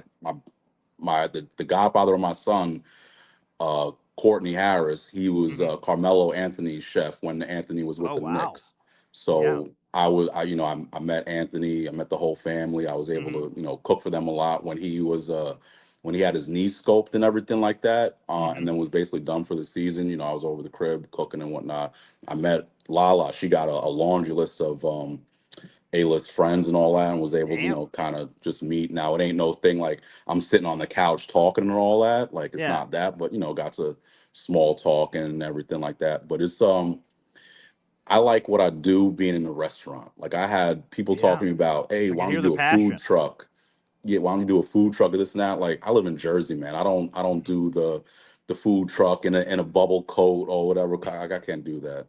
Yeah, Nate Yeah, coming in saying a yeah, lobster, yeah, shrimp, steak, chicken. He said it was yeah, yeah. fucking crack. And then he also said that you prepared a vegan dish especially for his girlfriend, That's which he right. Yeah, really yeah, yeah. That's appreciated. right. That's That right. That's custom right. level of That's stuff right. there. Wow. That's right. I did my best to keep the stuff separate from the meats and the Yeah. seafood and everything like that or whatever. But Nate, He Nate also Nate's a said good you had dude. the most spices you've ever seen at a single tailgate. Incredible in his life, which again, it's a very important part of the resume. And not enough people in this world. I'm not going to name any Don't names. don't give too much more, Nate. Yeah, yeah, yeah, that's right. Yeah, he's dropping all kinds of Yeah. gospel here on the channel. But yeah, Chef, make sure, like I said, you reach out to me on one of my social medias. I'd I love to got you. chat I got you, further man. with further detail. And good luck with all of your wonderfully busy schedule today. And you're one of the best, brother. Nah, I appreciate you, BG. Everything you did, man. This whole off season. I mean, the regular season. Hmm. It's tough. The losses, and Of then course. viewership, and then Oh yeah. declining some super chats or whatever. But just know, like, the community that you built, man. Like, and then getting the people on and whatnot. Morris said, like, that was an awesome one. Like, No, thank you.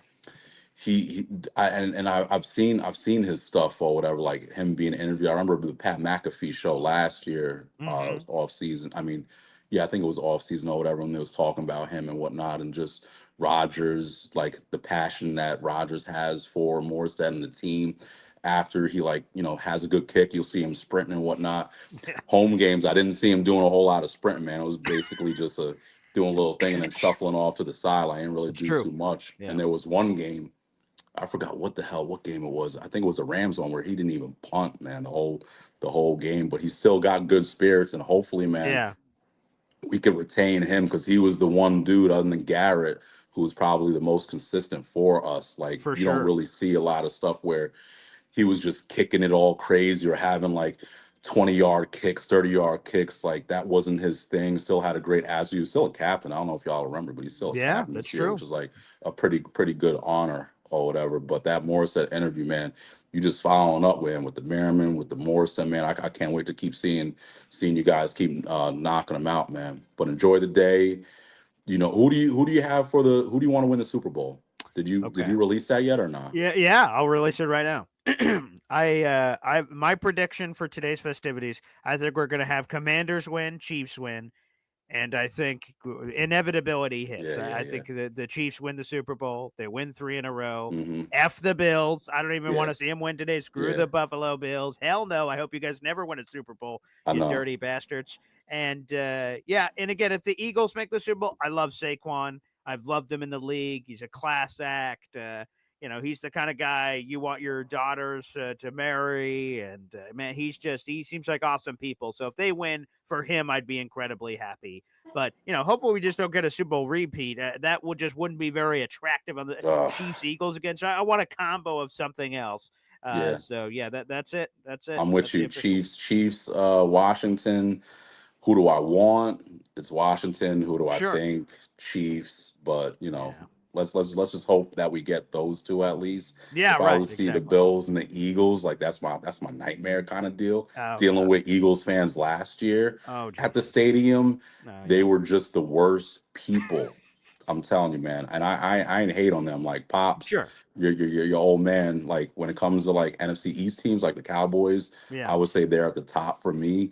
But these Eagle fans, they're just dirty, filthy. Like, thank God Fari ain't on here right now. Like, yo, they're just disgusting, disgruntled, miserable folks, man. I just hate them. And they were just talking all kinds of smack to us. It felt so good to beat them. We had never beaten them before. I hear all that bullshit. And then we beat them like, God, thank God. Screw you, Eagles. At the end of the game, man, these fans are lucky I was just with my wife.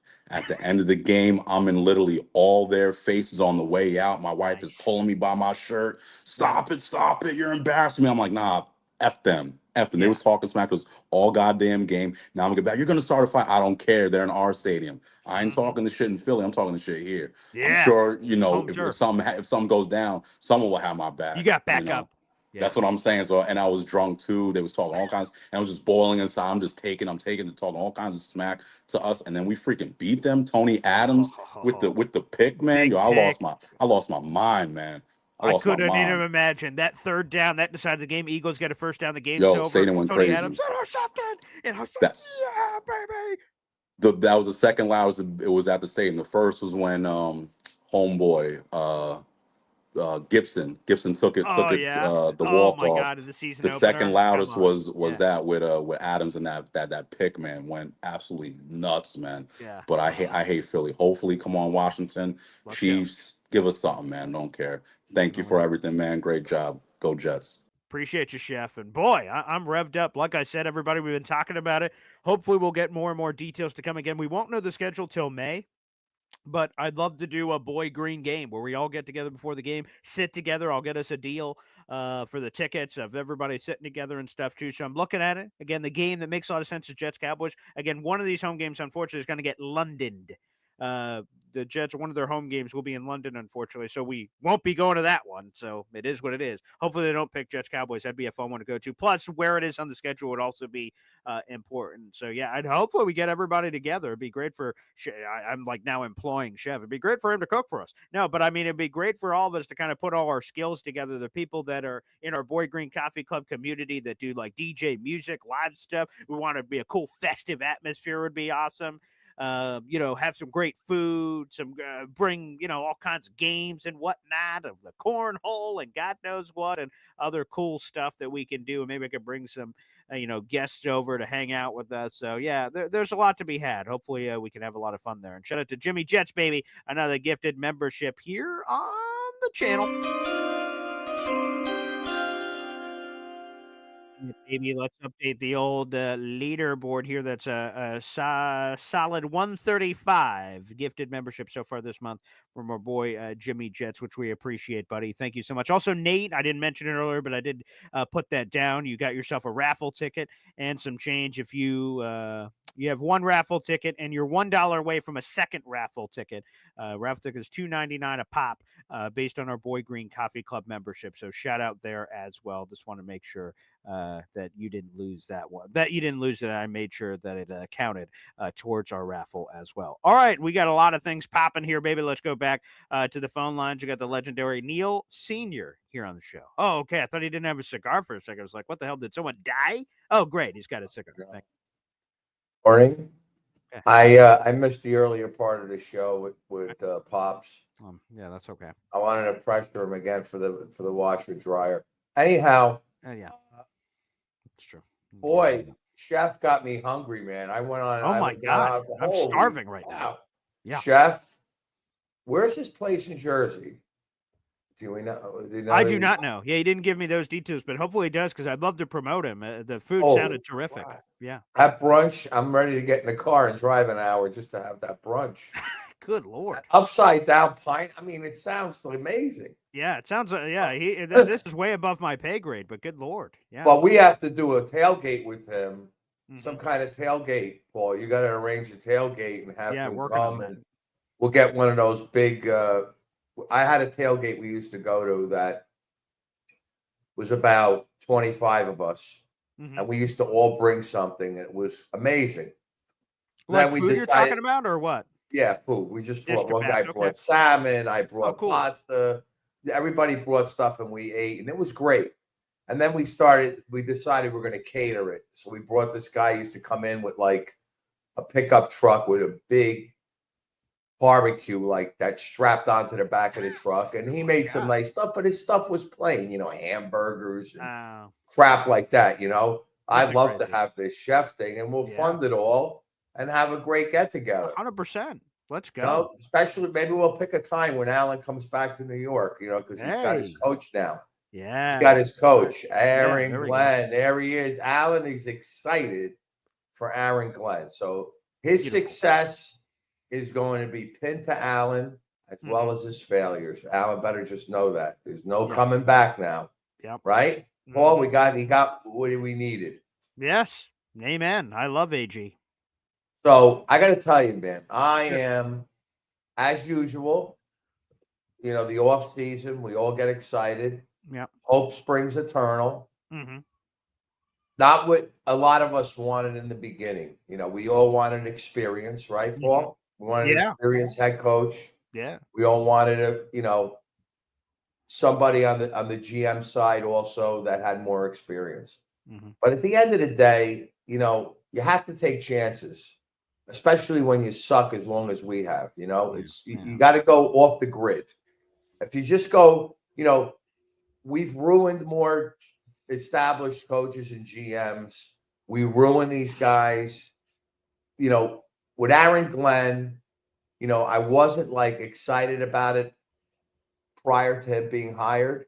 But the more now that and I think everybody's really come around to him, because if you see and I will say this to you, that press conference tomorrow, everybody's got to watch that. Okay? Oh, I can't wait. I'll be watching live. Yeah. His presser is going to be the best presser we've heard come out of a coach since Rex. Okay. Hey, I'm all about that. No doubt in my mind, because this guy, you heard him on some of these podcasts. He got the right attitude.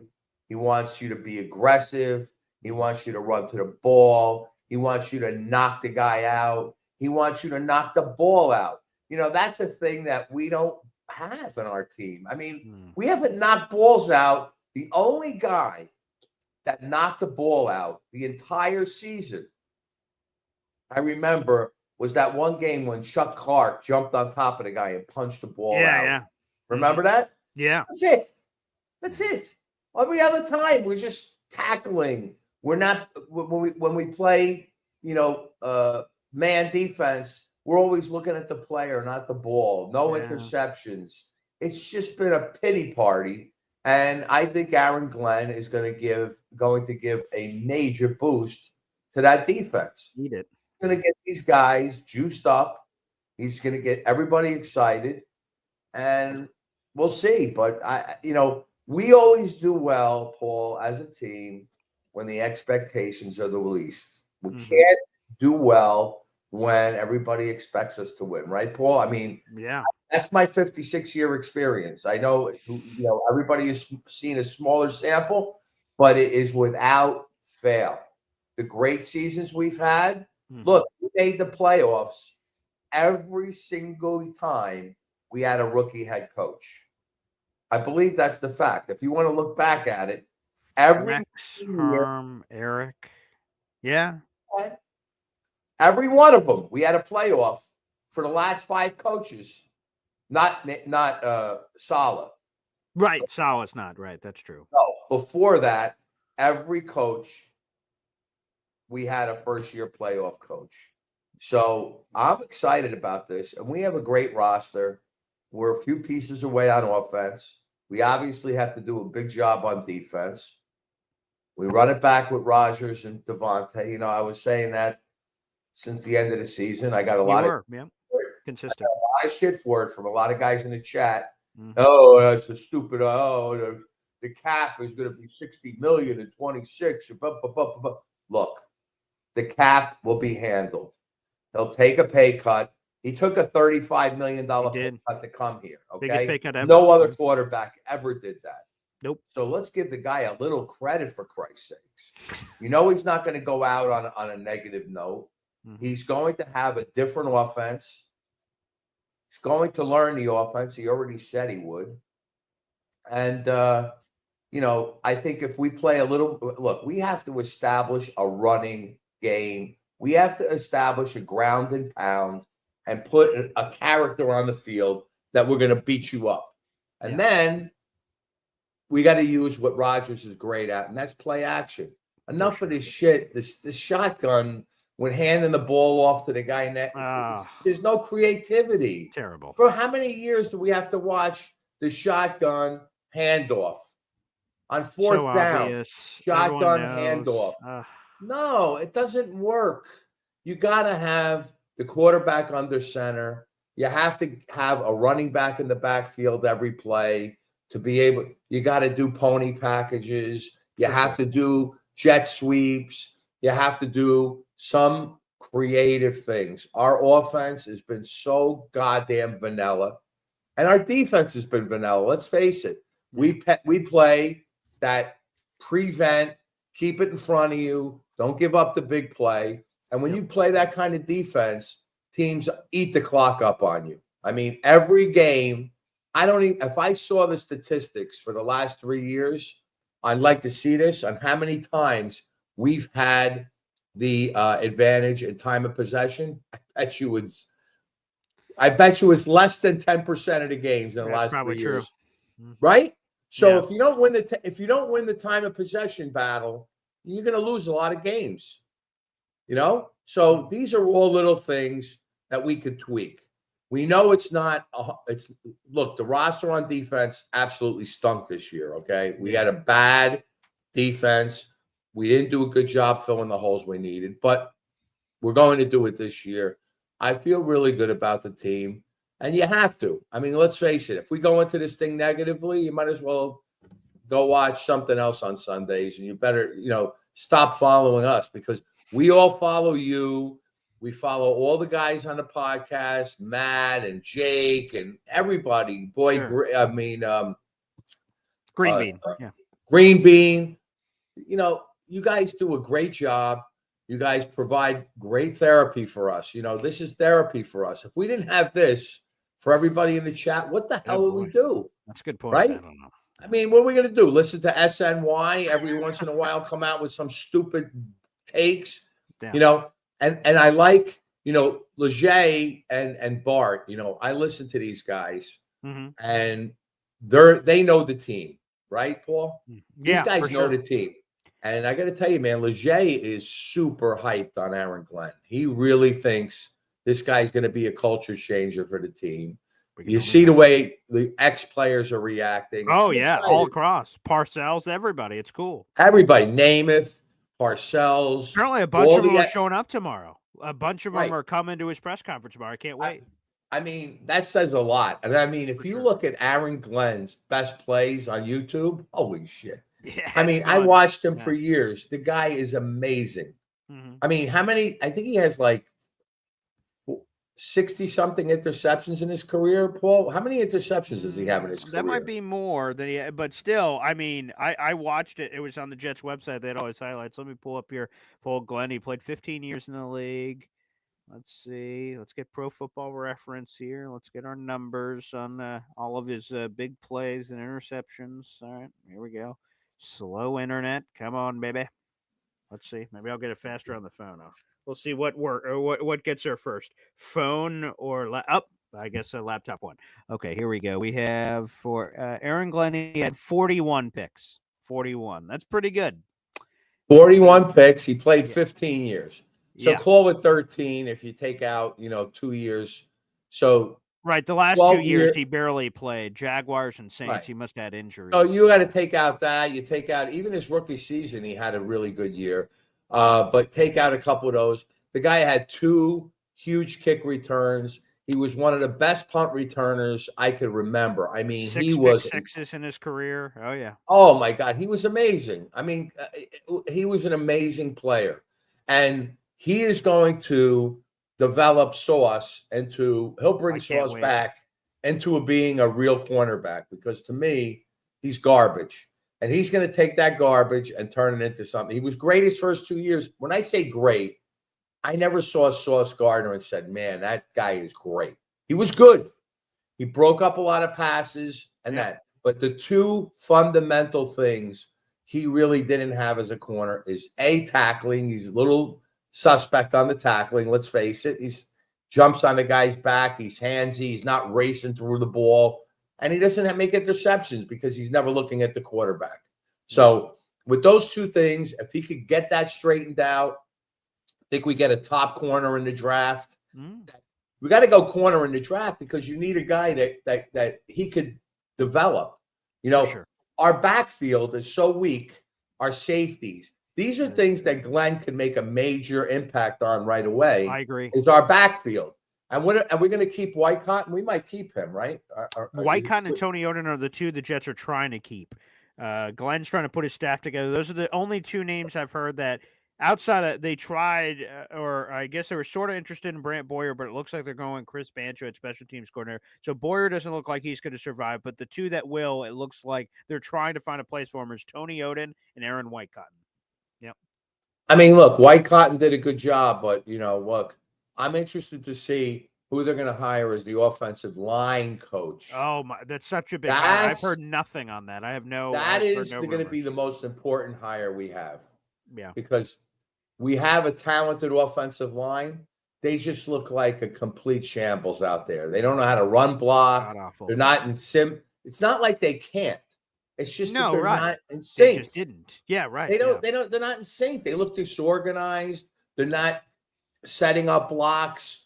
They're not creating the holes. Keith Carter. God bless. Peace out. Oh my God. Don't let the door hit you, pal. I mean, that was a hire that Joe Douglas should have shit-canned him. Should have nixed. Immediately. The fact that he didn't do it, the fact he didn't do it when players didn't like the guy, he wasn't performing. Brutal. The fact he didn't even make that change shows you he was he had a lot of incompetent moves. No doubt.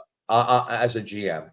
So have a great Sunday. My feeling is today. Yeah. Dude, I hate to say it. I don't want Buffalo to win, but Me either. I'm telling you they're going to win. I've just noticed is it. How about this? Okay. How about they win today? Okay. And they lose against the Commanders. Beautiful. I would love that. Get us close to getting and lose. Great. I would love them to lose to either the Eagles or the Commanders. Let's face either it. Way. Let's have them lose Super Bowl 5 instead of this way. There's no excuses. That's a good point. This way it creates 2 things at once. I'm not crazy about the Chiefs either. I got to tell you, I can't stand watching the Chiefs. I mean, let's face it. That as much as we want the Chiefs because we don't want Buffalo. Right. I'm okay with Buffalo winning this game and losing the Super Bowl. Okay. I even like that better. Yeah, right. Don't Get you? them even closer than lose. Yeah, let's break their hearts one dagger deeper. Let's give them another 2 weeks of hope. Get them all psyched up. Let them all buy Super Bowl tickets. Let them all tailgate and then let the command. I don't even want the Eagles to beat them. I want the Commanders to beat them. That'd be beautiful. I want this kid Daniels as a rookie to smash it right up Josh Allen's ass. That would be mwah. That would be a Chef Gilbert. Mwah. There you go. I appreciate the call, Neil. Yeah, baby. Yeah, that'd be a Chef Kevin Gilbert. Can we? Okay. Maybe we'll get that today. We'll see. By the way, as we're wrapping up here, Jay Lepsetter says, how do you pronounce it? Folks, your new general manager's name is Darren Mougey. Muji. Okay. I at first, when I first saw it, it says, is that Muggy? Is that Mogi? What is it? But it is pronounced Muji. Darren Muji. Feel free to enunciate it in such a way. Darren Mougey. That is literally how you pronounce it. I got a few people over there in Denver, and we'll have even more on Darren Mougey. That's coming up on Thursday. Again, Phil Milani used to work for the Denver Broncos. He did countless interviews with Darren Mougey, and we'll be getting more info from him coming up on Thursday. We've got a great NFL draft show tomorrow with someone that was around Aaron Glenn with the Detroit Lions. So some interesting draft intel tomorrow morning. And then Darren Mougey and Aaron Glenn will both be introduced tomorrow in a press conference at 1 o'clock. A 2-hour show for you here today. A Boy Green Daily. We're back, baby. Thanks, everybody, for tuning in. Like the video. Hit subscribe. We have nearly 1,000 people in the room. And see all those boxes behind me? More giveaways to come, baby. Again, we've got our end of January giveaway. Shout out to our number one Austin Jet fan, 234 gifted memberships. Jimmy Jet's just 100 memberships behind him. Jeffrey R. Shout out J Boy for Lillian Big D. Plus, our free subscriber giveaway. Again, subscribe to the channel is free. Liking the video is free. That helps spread the gospel of Boy Green Daily and gets it in front of more Jet fans. So, folks, keep liking the video. Doing that, it's awesome. It makes a massive difference. And like I said, we're going to be doing free subscriber giveaways, and we're going to be even doing massive, bigger giveaways for all the people that decide to dip into their pockets to share with Super Chats and Boy Green Coffee Club memberships and so much more. Enjoy the Conference Championship Sunday.